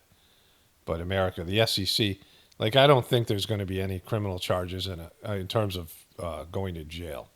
I don't think Daaji's son's going to see jail time.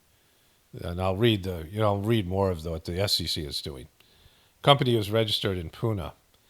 SEC has noted that Medley subsidiary in India hope that they do a money trail through most of the money is brought to via Halawa transaction black money route. So SEC may not find much in this angle. So the guy, then he asked me if I needed more information because he assumed I was going to make a video on this, of course, which I am right now. But what I want to say here, this is why I'm doing this whole part you just listened to, is for Abhyasis.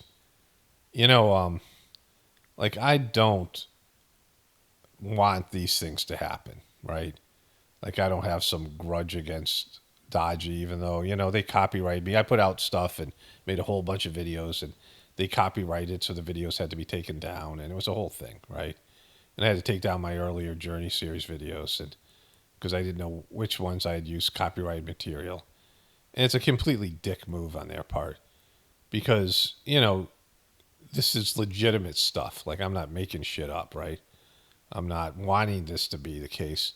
I was pretty devastated, and I don't say devastated, but it came to quite a shock. And Sajmarg's my thing, and for them to disrespect Chargy the way they are, to disrespect the organization, and to shit all over the Abhyasis that helped build the organization, and just fail and do stupid shit. Some of it's just so stupid, and it's overwhelming. The amount of bad decisions and stupidity, and all the rest of it, right? And, what I realized, there was two things that, that I'm getting to here. The first thing is, if Daaji's taken out, if he is somehow kicked out of his position for failure, what then? There's all these guys around him are even worse. At least Daaji has had the work done to him to be the master. Maybe there's some chance he redeems himself, but there's no way to do that. There was a woman who I was making these videos, and this woman, an Australian woman, a non-Indian Australian woman, wrote a comment, and she said she dated an Indian guy, and she said that when they had problems, maybe they dated for like 5 years, 10 years, something, and when they had problems, like they were talking about marriage, he just wouldn't work through the issues because he couldn't lose face. And, it's just something that is obviously there in that culture, right? That the Indian people are so worried about losing face and be embarrassed, and so they'll cover up things and lie about things, and they just don't want to, when they've done wrong, and it's a part of the culture. And she was saying it based in this whole thing with Daaji, and I could see it, right? Like Daaji couldn't admit failure because admitting failure would mean he's not the master. Like a master wouldn't do this stuff. And so the people around him and the people in the organization and, the whole thing, they've, they are ignoring all these things, right? But the first part is that, let's say Daaji goes, let's say Daaji dies, something happens, like whatever it is, scandal, and he's kicked out. Like the people get it together, and I don't even know how they could do that. It still isn't going to solve the problem because we need a master, right? The system needs a master, and you just can't make a master. Like I can't make a master, and none of you guys can make a master. Like the master makes a master, right? And Charging made Daaji, and Daaji failed. So that's some of it's on Charging. This guy from Ireland, this kid, like his way of processing this was to say that that Charging was also a failure. A lot of these people don't believe in whispers. I mean, a lot of people cherry pick, what they believe and what they don't. A lot of people don't believe in all the things that are said by, about Babaji and his diary, or the claims of these things. They believe that Saj Marg is good, but they don't buy into all the other dogma and all the other things that are said, like I do. Like, because it's transformed my life. It's made me into a different, totally better person, and just in every possible way. I was a failure, an underachiever, and whatever I am now is because of the Sajmark system.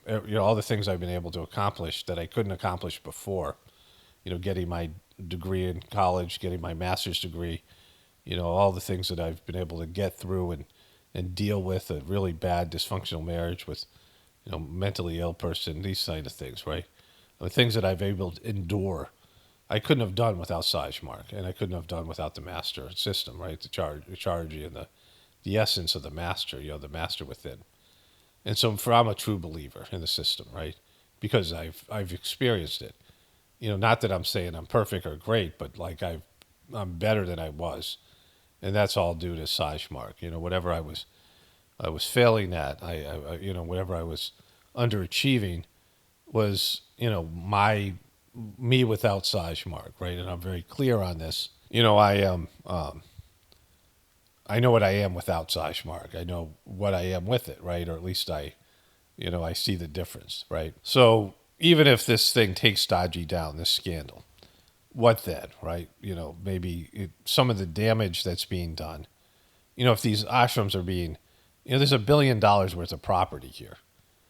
If you look at all the ashrams in India, I think there are over $1 billion worth of assets.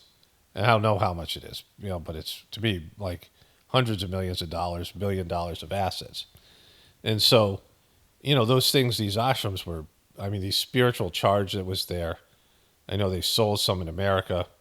I don't know what's happening with the Molina ashram, but, these things were sacred. I was told by my brother, who was the caretaker of the ashram in Molina, Georgia, that the people around Charji, when he was making that place into an ashram, it's like he withered because he poured his life's energy, his prana into the ashram, and everyone who went there could feel it, right? And so, that you can't redo that, right? And I know they've let that place go to shit, and my brother's not even there anymore. I don't even know what's going on. Like I'm out of the loop, and so my without a master, with the organization failing, which I've come to terms with, I don't see a way it wouldn't have. I don't think there was anybody available who could have taken over from Charji, given the suckiness of lots of the Abhyasis, and just people really not being in it for the right reasons and obeying the system and and I just whatever it is, it would be hard to accept somebody. And this inner circle. I mean, there's this stodgy truther says that Chargy was pressured into getting rid of Ajay, the previous guy. And I mean, Ajay was like his life was threatened, whatever. I don't even know if he was legitimate because, I mean, I had a bad interaction with him. Post when he quit his whatever.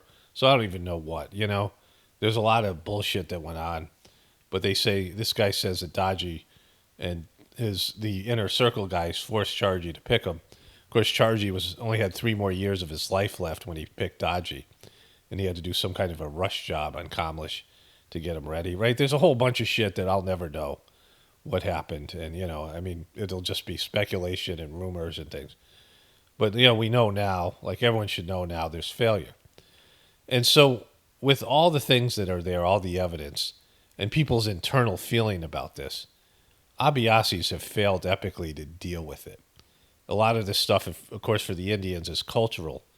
Indian people are not, they don't challenge authority, and the whole guru culture. So there's all that, right?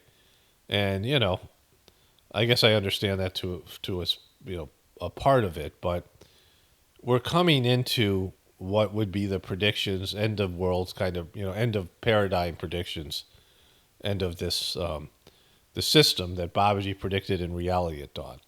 If you read the My Vision chapter of Reality at Dawn, Babaji predicted that a new world based with spirituality as its base.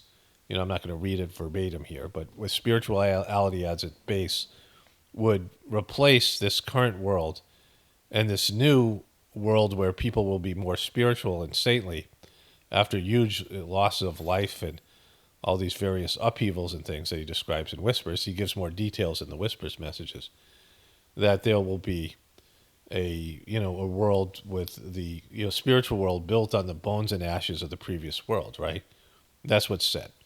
And it's coming. Like yesterday, Israel just bombed inside of Iran. We're on the cusp of World War III. I'm making this video right now. The election's coming up. And we have 2, like, really moronic politicians, candidates in America. We have Kamala Harris, who is just fundamentally unlikable and, complete failure as a candidate. And she's succeeding a guy who has Parkinson's, that they covered up his mental breakdown, his cognitive difficulties for 4 years, even when he was running against Trump, and then all the lies that went into beating Trump and things. And Donald Trump is, just a flim-flam man, a scumbag, a piece of shit. And most of my viewers, even though they may be aware that Trump is, a piece of shit, they think he's at least better than Kamala. But either way, it should be fairly obvious to people that neither one of these people is great. At times, we need a great person. But the way the financial system is, and moreover, the moral breakdown and decay that's happened in America, the way kids are, the depression, all of it. Like, there's so much that shows you that we're collapsed. We're defunct. We're quadrillion dollars in debt. America is, I mean, it's like crazy numbers, the collapse of the debt-based economic system. And there's all these people in the truth community. In America, we don't have problems questioning authority. And so there's this truth community that I exist in that, goes and finds out at least a more accurate story. Well, takes down the official story, which is just built on lies and delusions, right? Takes down the official story, and then comes up with alternative narratives to what's going on. But at least it's better in most cases than the official story. But very few people are able to accept that this system not only can't be saved, but shouldn't be saved. It's taken us in the wrong direction. And people in the Sajmark system should appreciate this, because it is. It's taken us in the wrong direction. And they're so desperate, they're so fear-ridden, they're so inability to deal with the fact that the system they're 100% dependent on, the economic system, the luxuries, all these things are coming to an end. And even within our mission, the Sajmark mission, you read Reality at Dawn. Most people have read it like within a few months of starting the practice, and maybe reread it. And if you don't buy into whispers, and that's a whole thing which I don't understand, because Chargy fully endorsed whispers. So either Chargy was a complete dud and failure himself, or whispers is true, right? And I've had experience with the whispers messages. I had this time where I was going through kind of a crisis, and I was able to read the whispers message on a deeper level, and there's a whole thing there. But either way, if you look at what's happening in society and the world breakdown, and if you don't believe in what Babaji said in Reality at Dawn, that this was part of a plan, also what he said in his diaries about this, that he was sent down here to take down the current system and create a world with spirituality as its base, right? Only spirituality will save this world. That's how I end these videos. That's a quote from Babaji that he says over and over again. And so, people can't accept that. And so the same thing that's going on with people who have bought in, who are desperately wanting Kamala Harris or believing Kamala Harris or Donald Trump can save America, it's the same stupidity and denial of reality that's going on with the mission with Daaji. Like, he's a failure. He's a fraud. Like, there's just, and everything that surrounds him it's the stench of failure and corruption, and it's everything Sajmark wasn't supposed to be. It's like now turned into a religious cult, and people see it. Some people have been defrauded. They're saying they've been defrauded. Like, this woman reached out to me. She's a doctor. This was about a year ago, and she just found my channel, this backup channel. This is not the one that the Journey series, and she said that people are getting defrauded of $80,000 in a real estate scam. They put in $80,000 of deposits, and they didn't get the money back, right? Like, there's bullshit going on. People are experiencing this. And even with all the evidence, and just for me, it's the way Chargy has been treated. All these people who claim to be Chargy lovers, how much they love Chargy. And they saw how much he suffered when he was made Babaji's, at least found out about how much he suffered when he was made Babaji's representative, and how much poorly he was treated by people. It's painful. If you read his diary at the time, and I got access to some of his. There's a book that was never published that I read, which was letters that he wrote, and I reread this maybe 3 or 4 years ago. It's so heartbreaking, right? And he's going through all this bullshit, and he's being ostracized, and nobody's accepting him. Even Kamlesh was, when Kamlesh was becoming his representative, when he was nominated for vice president. He gave a talk when Chargy was sick, and people were going to his house, and he said 90% of the people rejected him, and his son Krishna gave a talk around the same time, and he talked about how when he was poisoned, he would come down, they would be popping the blisters. People tried to kill him, and he would go and give satsang. He gave 7 satsangs in one day, and even the end of his life. There were people that would come to his house, and he was taking all these medications, and he'd come out, and he was incoherent. He didn't know where he was, and he was breaking down, and people were already meditating, sucking his prana off of him, and they had to wake him up and get him out there and have him give a sitting, even though he was physically breaking down. He was dying. Just heartbreaking stuff, right? The scumbaggery and the need of these people to get attention from him, even when he was breaking down physically, and and just you haven't got enough from him. Even Kamlesh said that Babaji once said, you need to meet your master once in your life, and every other time after that's a bonus. And he goes, how many bonuses do you need? People were going to his house when he was sick and all these things. It was really greasy. I went over there one time. I didn't, I was brought there. We were going to see the Terravalur, this ashram that Chargy is making for big gatherings, 110 acres, about an hour away from Chennai. It was kind of almost in competition with the Kana ashram now, in terms of these big gatherings or whatever. And instead of going there, we went to Chargy's house, and I wasn't, we got brought there by 2 Abhyasis, these Indian kids, and Chargy, they brought us around the back of his house, his son's house now, and he was just meeting everybody. And Kamlesh, said it's Paul Romano, master, as I came up because he couldn't see who I was. And he took my hand. He was just so loving. And it was right before my marriage was going to implode and divorce. I mean, it had been imploding for years. And my family was going to fall apart. It was like a whole thing. It was like I was about to go through this epic cleaning. And Chargy was just, love was just gushing out of him. And he was just greeting everybody. But you could tell, like, he was, it was like a puncher that had been, taking all these headshots and was staggering, was like, need a standing ache out. I mean, the guy was, he could barely stand up, and he was just, giving of himself, right? And then the unthinkable happened. Daaji seems to hate Chargy, or something's going on there. Whatever the fuck's going on there, there's something there. And it's undeniable. Like, he's, and I've documented this, or people have sent me documentation of different things, and there's talks that I had all these videos about it, where he just seems to be, he doesn't talk about Chargy the way Chargy talked about Babaji, or Babaji talks about Lalaji. And he's undermining, all the stuff, it's there for you to see, right? And so Chargy's getting it on both ends. And every Abiasi that claims they loves Chargy and has allowed this to happen, it's so fucked up. Like, yeah, maybe your culture says you're not supposed to confront authority and all that. But and maybe there's no blueprint in the Sajmarg literature telling you what to do.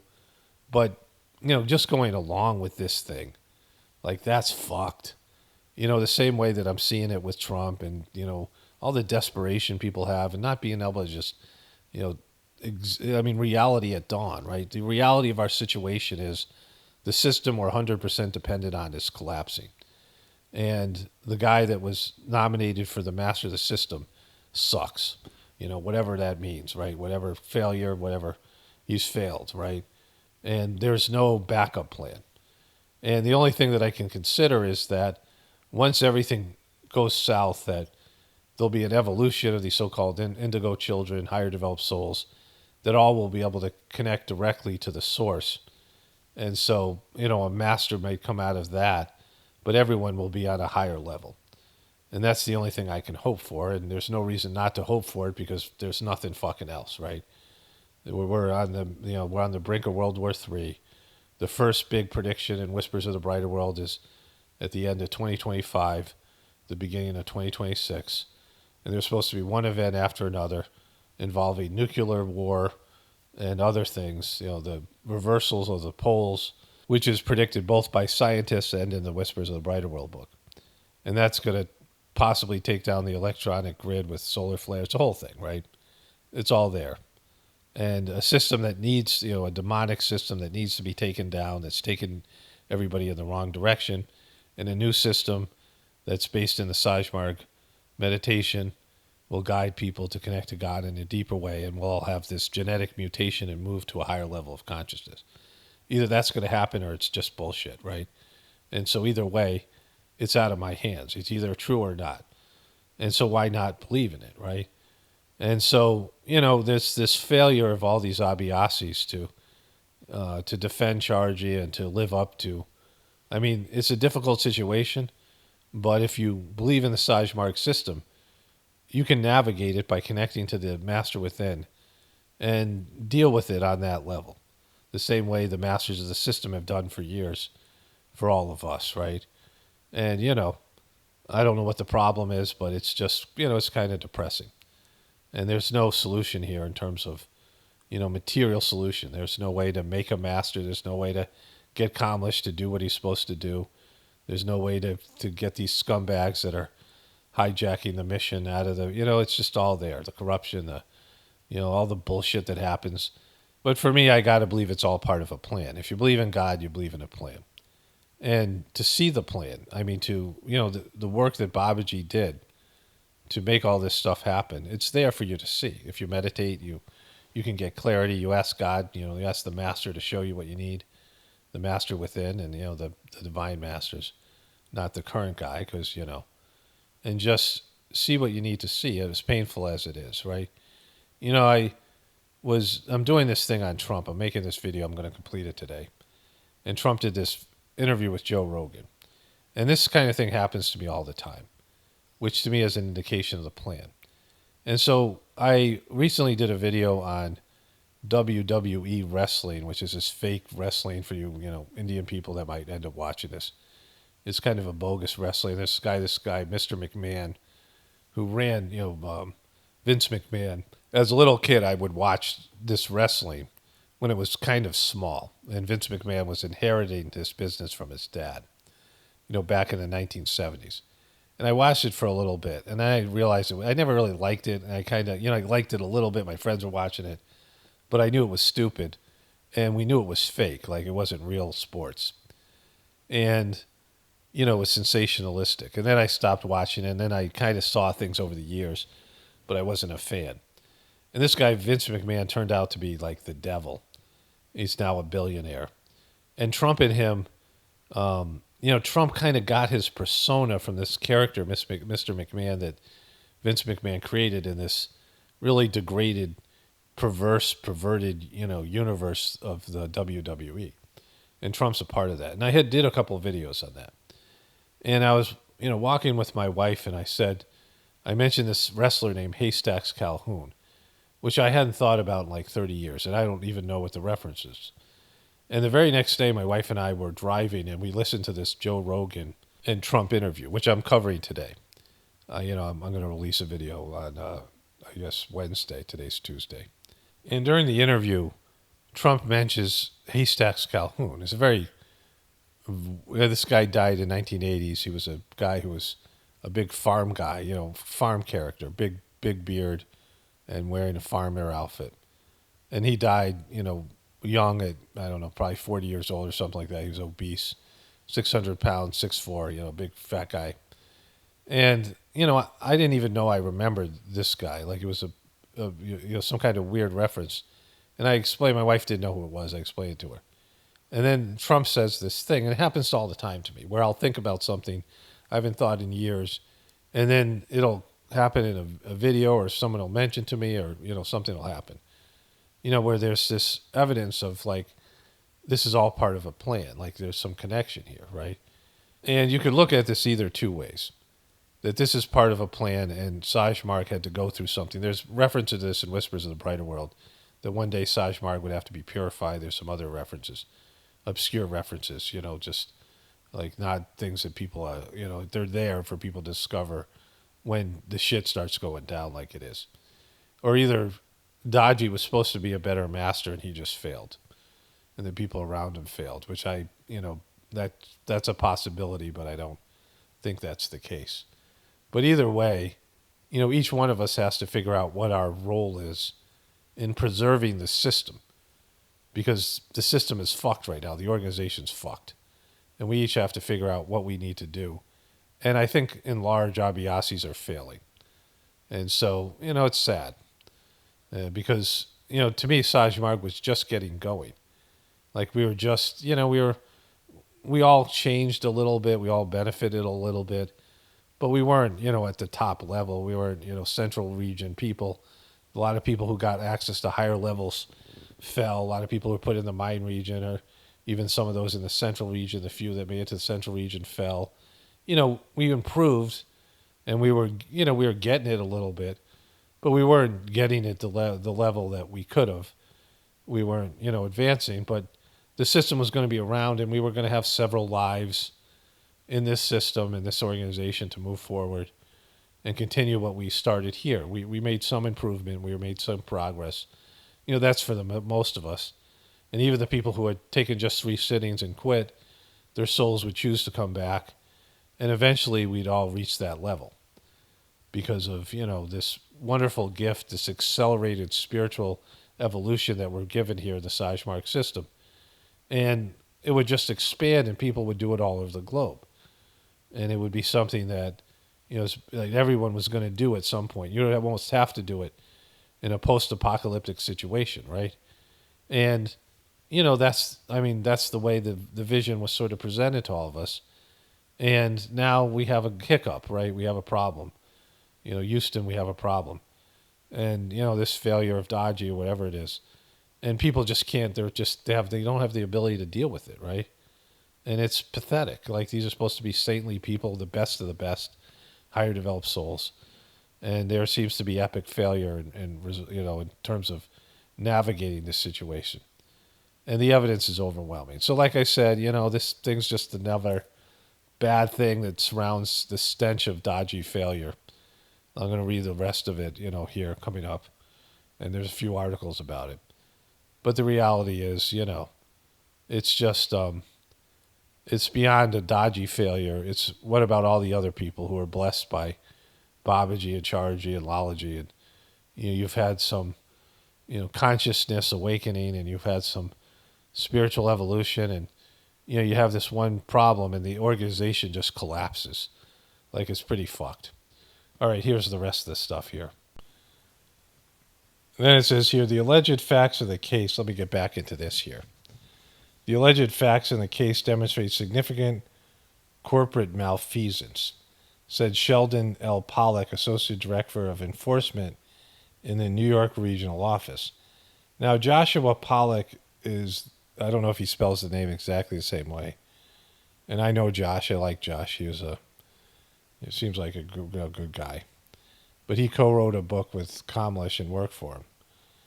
And there's another person in this suit that's named Weinstock.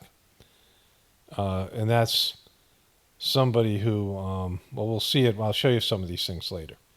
But these are names that are of people, similar people that are in the organization, the same names. They're different people. So that's all interesting. We allege the defendants harmed investors by misleading them about the company's revenues, with one defendant going as far as making up fake prescription orders to increase revenue numbers. Startups that seek to raise capital from investors through deceitful conduct remain a continued focus for the Commission. The SEC's complaint, filed in the U.S. District Court for Eastern District of New York, charges Patel, Horowitz, and Batt with violating anti-fraud provisions of the security laws, and charges Batt with aiding and abetting Patel and Horowitz's primary security law violations.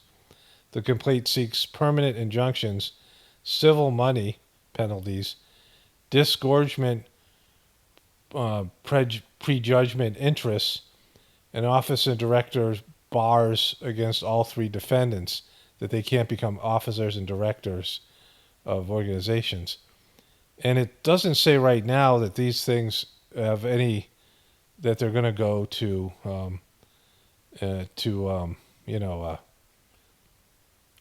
jail. This is not something, I don't know if prison sentence are going to be involved in this. The SEC's investigation is ongoing and is being conducted by Suzanne M. Bettis, Heather Marshall, Malavi, Lisa Nope.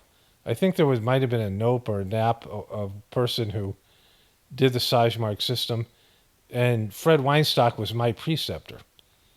And so they have names of people, Pollack and us, this guy Pollack, and some of these people. Weinstock is not a common name. And this was last reviewed or updated September 12, 2024. So the Daaji truther just might have found out about this. I want to read some other things here. Let me go back to a voiceover here. Okay, so I just want to say this, and I'm going to read the rest of these things tomorrow. I'm still working on these other videos. ScreenFlow just failed. I'm having issues with my computer. And so it's already 10:05. I'm doing so much stuff here. And I had to redo the original audio to this video, the original voiceover, because it had some glitches. But then I found it saved in a different folder, but I already redid the audio. And so it's just kind of a mess. But, I'm doing a lot of work, and, I'm ending a trip here and all these things. All these things are going on. And so I want to say about this is, the first time I went to India, I found out about a trip that Chargy was going to the Himalayas. And so one of my first experiences, I went to the ashram in the Catskill Mountains, and one of the Abhyasi preceptors had just come back from a trip to India, and he put on a slideshow, and they traveled to the Himalayas looking for a suitable site for Chargy to build an ashram. And the guy did such a great job of talking about what happened, and I was like, wow, I wish I could go on a trip with Chargy and do that. And so there's this guy the commander, who told me about an upcoming trip, and I was planning to go to India anyway, and I asked Chargy if I could go with him and travel with him on this trip, right? And so you know, and there was this stuff that happened where I was going to be made a preceptor, all these things. I ended up moving from Massachusetts to New Mexico. I drove across the country, got an apartment for when I got back. I rented a place to store my car and my belongings, and I took a shuttle to the airport, and I flew from Albuquerque to Los Angeles, which a great preceptor from LA, gave me a sitting at the airport. Then I flew on Singapore Airlines to Taipei, and then to Singapore, and then to New Delhi, where I was supposed to meet Chargy. But it turned out that his trip had been canceled because he broke his toe, right? And so when I get to the ashram, I find out the circumstances. And Chargy, later on, I had seen him do this a number of times. And he would go around the ashram with some young, these people they called inmates, young men who lived at the ashram, who did, work, and they got free room and board. And they were cutting down limbs of the tree. And Chargy would instruct which limbs to cut down. And he was very precise about this. Like he was, reading the tree, and just like, you could tell there was something going on.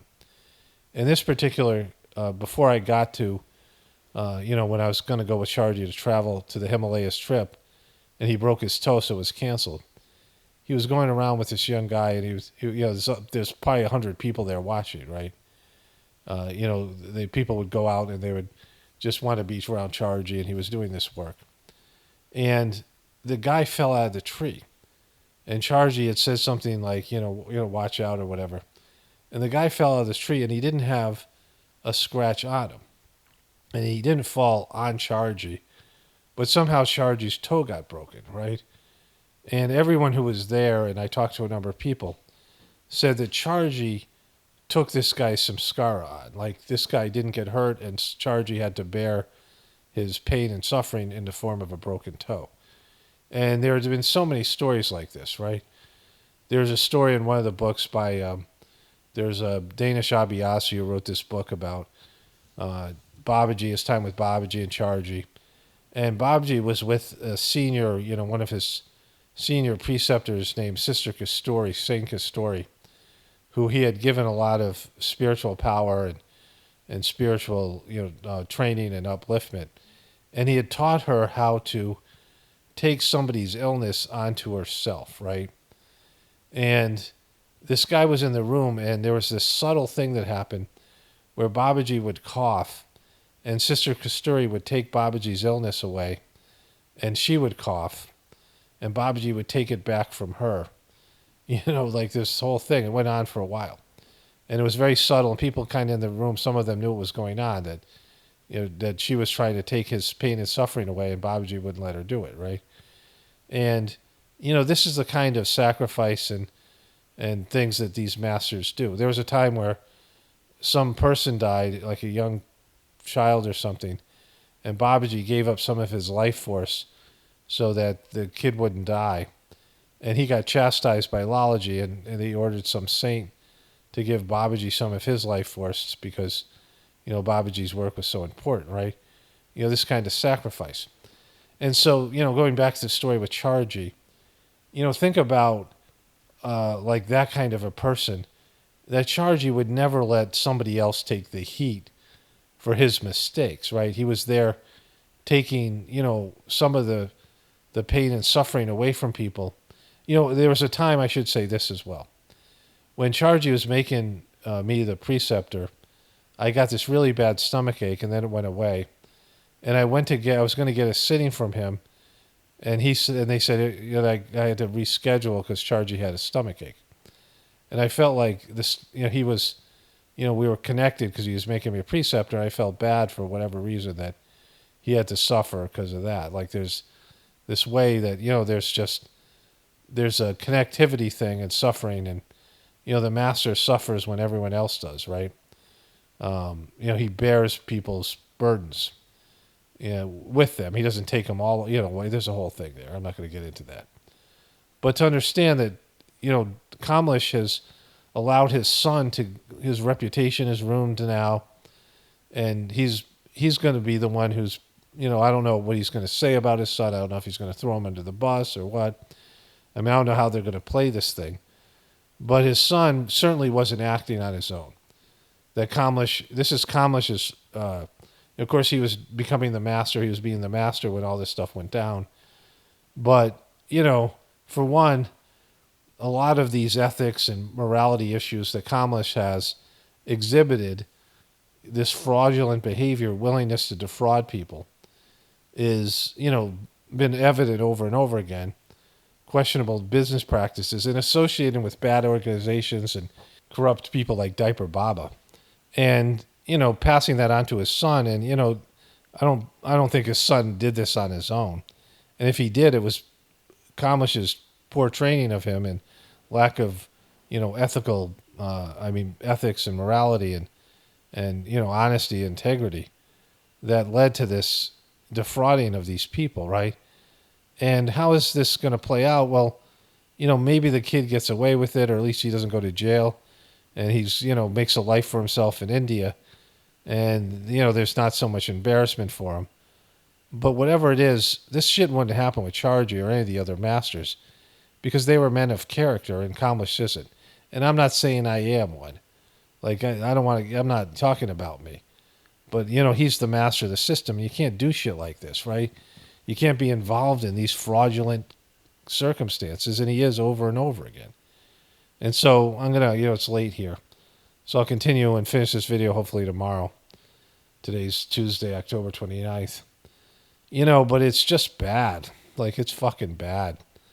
I mean, it's, it's depressing, right? And like I said before, like, this doesn't, we only have, the system needs a master, and I can't make a master, and you can't make a master, and we can't pull a master out of thin air. And so Daaji's downfall, I wrote to him, or I sent him a voiceover when he started watching my videos, and other people did, and they reached out to me and they wanted to, work out something. The Daaji Truther thought they were going to offer me to be a preceptor or something, so I'd take down my videos and they could sort of bribe me and shit, like I was that kind of dude, right? Like, they don't fucking know me, right? Like, and they did. I don't know if they were going to do that, but that was what he suggested. But I said I didn't want to talk to any of his cronies, and that I would send him a voiceover. And I said, your success is our success. It's my success. Daaji being a good master, I mean, that's all any of us ever wanted who are sincere into the system. And he just hasn't been one, and he's been a disaster. And I don't know, what's behind it. And, I've heard stories that he forced Charging. Charging didn't really have a choice, but, he didn't really have any other options. I don't know about any of that stuff. But I do know that he sucks. And, this situation with his son is just a continuation of all the other bullshit he's done. And the first problem is when he disconnected himself from Charging, and he, didn't have a sense of gratitude for all the Charging did for him, which of course is, self-evident. But anyways, again, I'm running out of energy here, but I'll continue this. Hopefully tomorrow I'll get this video up in the next couple of days. And, yeah, it's just bad, right? It's, it's just one bad thing after another with this Gratefullness cult. So this is from a publication called Compliance Weekly for the well-informed chief compliance officers and audit executives. SEC charges 3 Medley executives with fraud for investment scheme. Of course, one of them is Marg Patel. Then this one here, SEC sends a message to startups about fake culture. Civil charges brought against regulators show it aims to address startups misleading their investors. And they have Medley here. And they talk about $170 million again, which is quite a sum, right? $170 million. So there's that. There's this other article this is from the SEC, U.S. Securities and Exchange Commission. It's a federal commission. Marg Patel, Robert Horowitz, and Chetu Kumar Bharat And it basically says the same thing here about what's been going on with them. And then here is the filing. And these are the people who are following: Christopher M. Colorado. Of course, I told you about Pollock and Weinstock. And it's Security and Exchange Commission plaintiff against Marg Patel, Robert Horowitz, and Chittatankumar Bhatt. Plaintiff Securities and Exchange Commission for his complaint against defendants Marg Patel, these guys, right, alleges the following.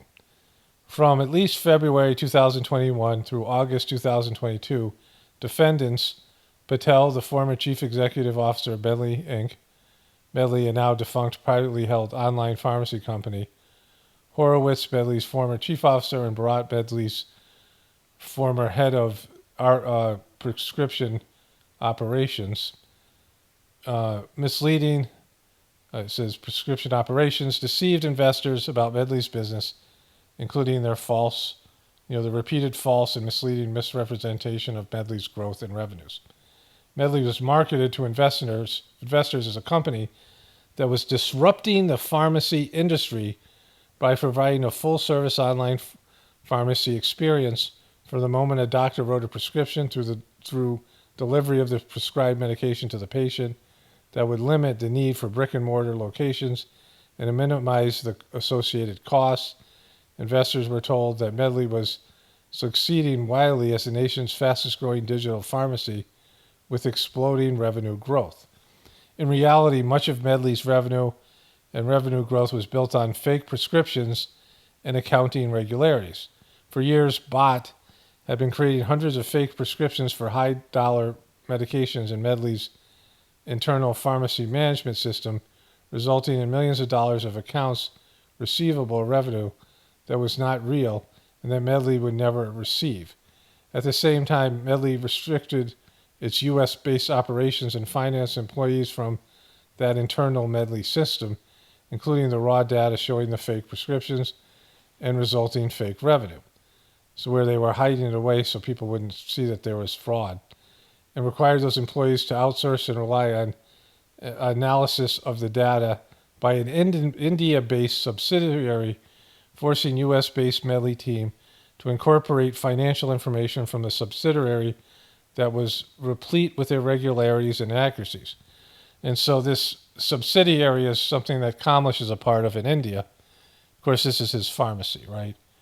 And so we know what happened here, right? They were trying to get as much U.S. investor money and then abscond with it to India before they were caught. And that's what they seem to have done here, based on what is being said.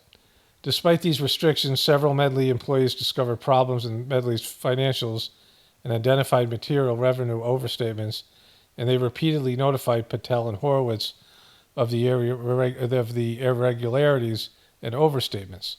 Although Patel and Horowitz knew or recklessly disregarded that Medley's revenue numbers were wrong and materially overstated, they each used those inflated numbers to educate potential investors about Medley's business, and based on false and misleading financial statements, persuaded those investors to buy more than $107 million worth of Medley stock and convertible notes. By April 2022, the scheme began to unravel. At the urging of Medley's board of directors, the board, Horowitz was demoted and he resigned soon after. When Bhatt's fake prescriptions and Medley's other accounting issues became known by many within the company, the board fired Patel. Bhatt also resigned.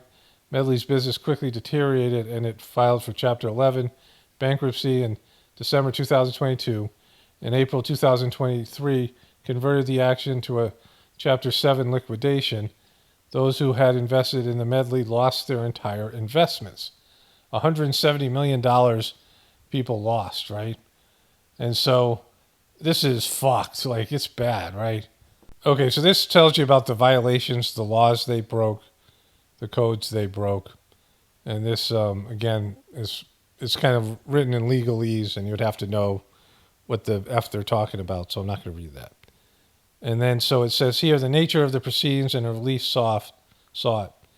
The SEC seeks a final judgment permanently enjoining each defendant from violating directly or indirectly these security acts and these various things here, and to pay civil money penalties pursuant to the Securities Act section.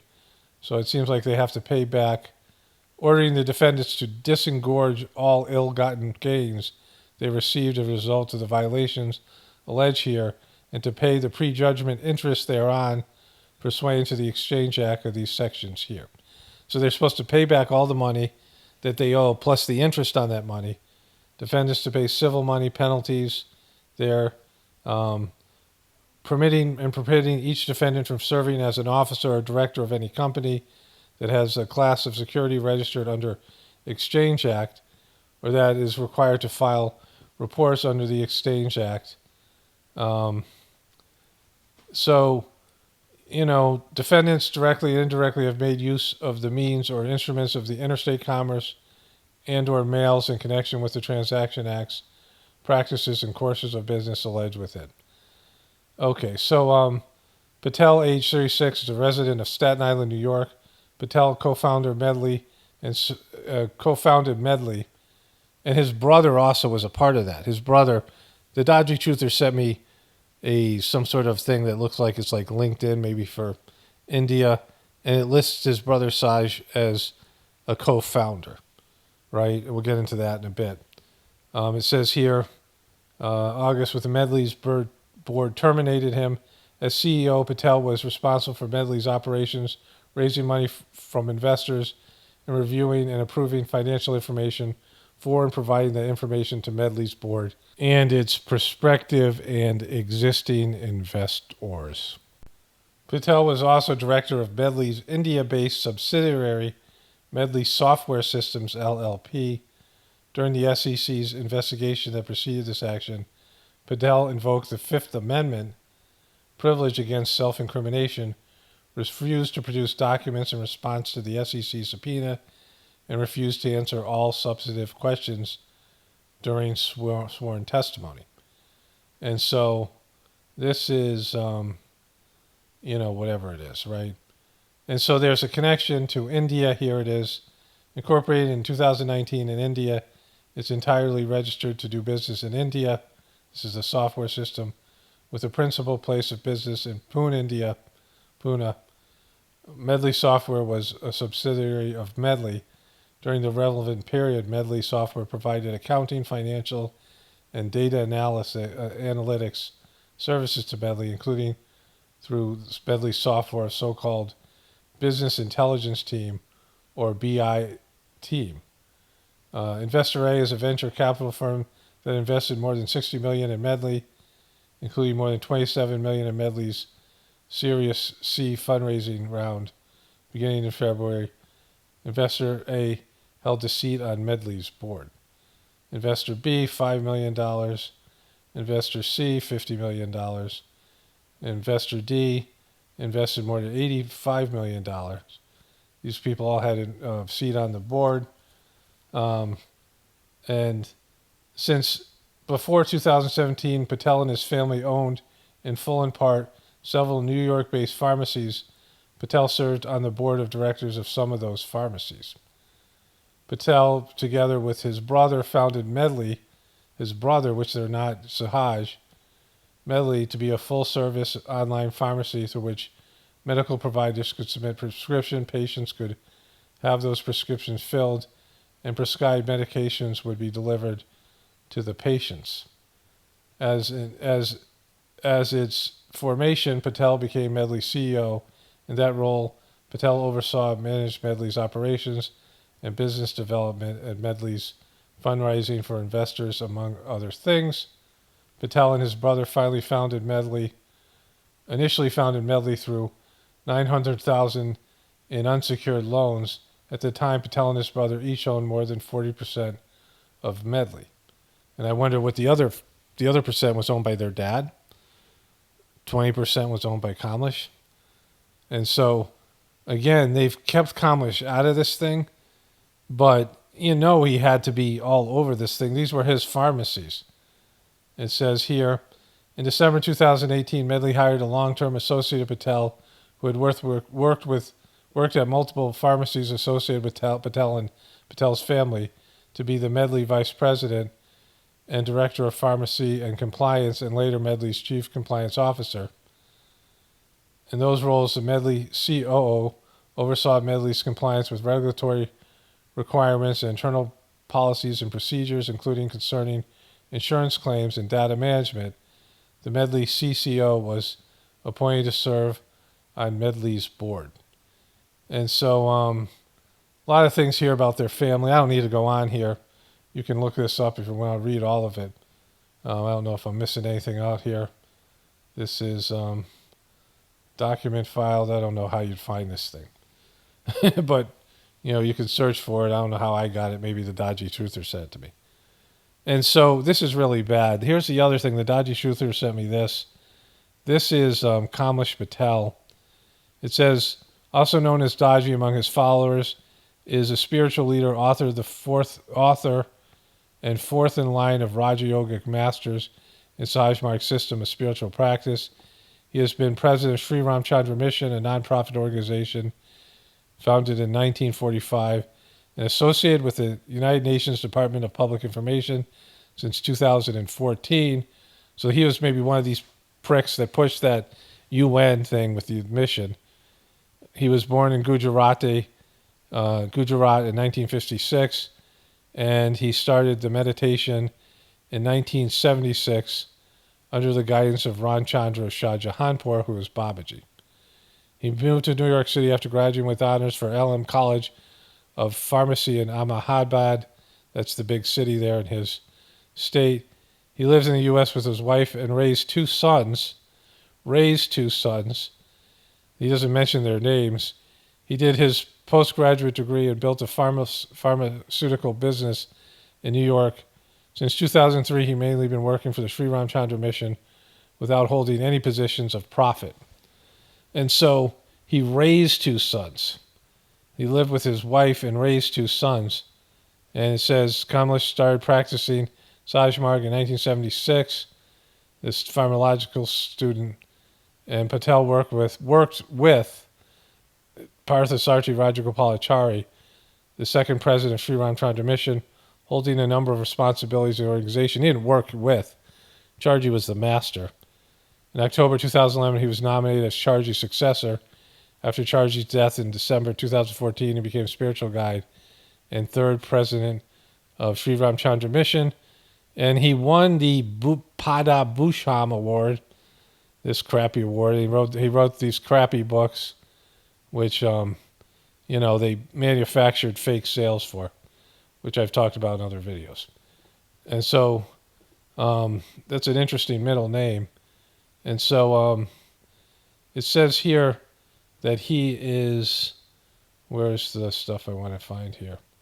He is the global guide of Heartfulness Institute, founder of Heartfulness. And again, it's just changing the name of a system, but the same way that he had this parasitic organization in India with Medley Pharmacy, where they funneled money through, money that they achieved by ill-gotten gains, and then channeled back. And this is what these reports allege, right? And channeled it back to India. $170 million. His son took the Fifth Amendment. I think his sons are both American citizens. And he is the founder of Heartfulness, this parasitic organization that's glomming onto all the properties of Sajmarg that were created by other, masters and other people's hard-earned money and volunteer kind of, work and things like this, right? And it says his predecessor was Sri Parthasarthi Rajagopalachari, was Charji. Kind of mentions him, but he more talks about Babaji. And then it talks about his spouse here, but it doesn't talk about his kids. And the Dodgy Truther sent this to me, so to point this out, that his sons aren't named here. He only mentions that he raised two sons. And one of those two sons is now being, prosecuted by the SEC in America His other son was a part of that business. It was a family business that Kamlesh created, and now it's completely fucked, right? Okay, so I already completed a video for my main channel, and I am doing outdoor work and other things are going on. My voice is going a little bit here. And so I could talk about this for hours, but what difference would it make, right? Whatever is going on here, and it looks really bad. And since, Daaji has already been fraudulent with the Brighter Minds scam, which was it was an exposed midbrain activation scam before he took it over. They changed the name. They bullied people, according to people that came forward to me, people that talked to me about it. I don't have firsthand experience with that. But, this guy came forward, this doctor who they asked him to rubber stamp this thing and he didn't. And, there's a whole thing that happened with him and cult-like behaviors. And then, of course, dissing Charging, all these things that Kamlesh has done.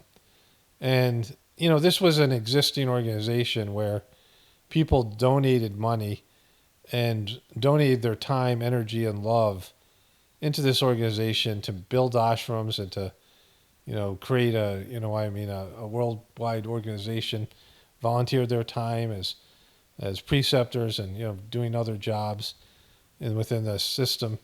And, this wasn't just his system.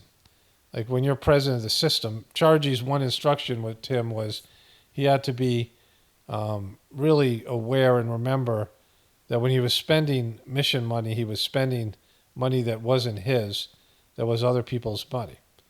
And, he nailed it because this is what's happened. The misuse of ashram funds, scams, having relationships with seedy business people, and just stupidity and really horrible YouTube channel and his bad books and making decisions and doing things that the other master said you're not supposed to do, and then just ultimately failing. And the smart people and the people of the Western people are quitting. People have lost enthusiasm.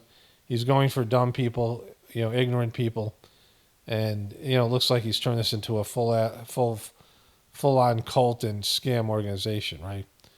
And whatever went on with his kids, he's a part of it. And, they've done their best to hide him away.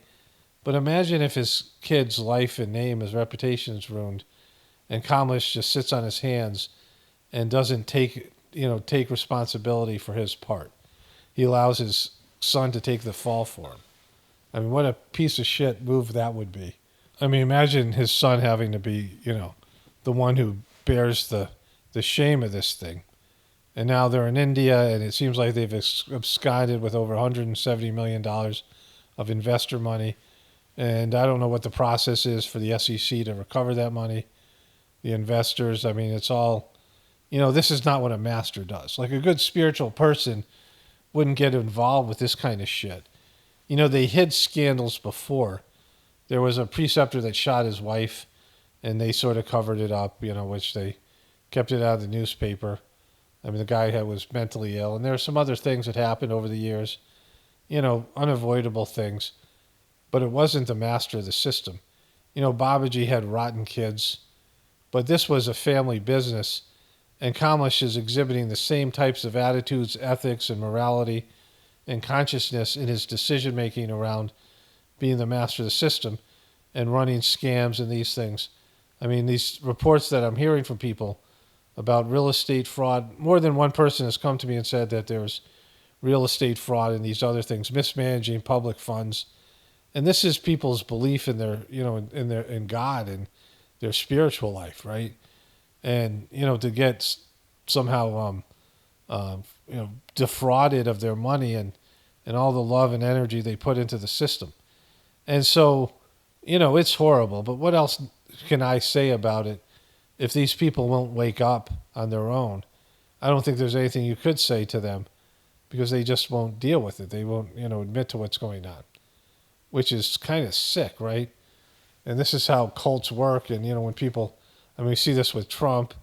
We see it with the Democrats, not so much about like Biden being the cult leader, but the the Democrats forming their own hate of Trump cult. And then just when you have to deal with people who, their hope and their desperation are put into an organization, and no matter what you tell them about it, they can't see it. And they just get, upset at you and they flip out, right? And so really there's not much more I need to say about this thing. This is not the way a master behaves. And he's just surrounded with all this scumbaggery. I mean, it's really bad. And, it's because it's the kind of person he is, and he's disconnected himself from the master within and his former, his master, Chargy. And whatever, bad blood there was, whatever, complaint he has against Chargy, it's disconnected him from the hierarchy and his ingratitude, and then just these ethical problems he has. I mean, he's a person without any sort of moral compass, and it's bad, right? But like I said earlier, there's nothing we can do about it. I can't conjure up a master to replace him, and it's not my role to do that. I mean, I'm not, I've always been on the outskirts looking in, and so there's nothing I can do other than talk about these things here. But again, it's fairly, I mean, it's a fucking disaster, right? I mean, whatever happened there, $170 million, like, they were rich. I mean, he had a rich family. He's a multi-millionaire, and those pharmacies still would have generated more and more money, and those kids would, have had a family business, but they wanted to take it to the next level. Plus, he was master of the system, and so his kids would have had all kinds of opportunities. There's a couple of billionaires, multi-millionaires, that are a part of the Sajmark system, an ever-growing system, which Kamlesh has monetized, right? And so, I mean, $170 million, who needs that kind of money? Like, what are they trying to do? Like, what do they think was going to happen? Like, they must have known they were going to get caught. And this would bring, some level of shame to their family and the Sajmark system. I mean, his kids were named Sajmark. Saj means natural, and Marg means path. And so you have people who are named after the organization that you're supposed to be ahead of, that are now in trouble with the Securities and Exchange Commission for fraudulent behavior. At least one of them is. I'm not sure how the other one kept his name off of, the issues here. But they both own 40% of the company, according to Wikipedia. And, the whole thing's fucked, right? In ways that, and just be transparent. Like, this is the kind of thing where you have to come forward. You can't run away from it, and just explain it in an honest way what happened. And, your failure as a parent, right? Because when anything like this happens, you always feel like a failure. One of the reasons that I knew he was like a real POS, he was he sucked, was he put out this horrific video about suicide. And he was so wrong, just like he was so wrong about everything to do with COVID. And he was so like, he said things like everybody who knows a person who commits suicide is responsible for that suicide. And it's a horrible thing to say because everybody who's had somebody commit suicide, Babaji had one, maybe two sons that committed suicide, right? And so anybody who's had someone in their life commit suicide, you feel like you could have done something more. I mean, Kamlesh was trying to say that about one of his friends. And so you don't lay something on people like that in a video and say it so in a cavalier way. And one of my viewers who was doing the meditation, she had met a preceptor, wrote a comment to me after I came out and said how bad the video was, and said she had the same reaction because one of her children had attempted suicide, and she was, she felt bad about it. And to hear somebody blame her for it, it wasn't just that. The whole video was highly offensive, and it was horrible. And just, they're trying to bring in viewers and like be sensationalistic, and they had a zombie in it. It was fucking bad, right? And I knew this guy was just a clown because of the way he just was so unmasterly. He was stupid and said like dumb shit and made bad mistakes, and he'd try something and it would fail, and he'd just wash his hands of it and pretend he never was a part of it. And so like it's just, this is who this guy is. The bigger story is that people in the mission who have been a part of this mission either don't care or are so in the denial phase that they'll never accept, no matter what he does or what stories come out, they'll find a way to rearrange reality and believe the guy's doing a great job. And that's the true tragedy of the Sashmark system. Only spirituality will save this world. It's Paramount, definitely important for the apocalypse. And the ascension, everyone have a blessed day and be grateful.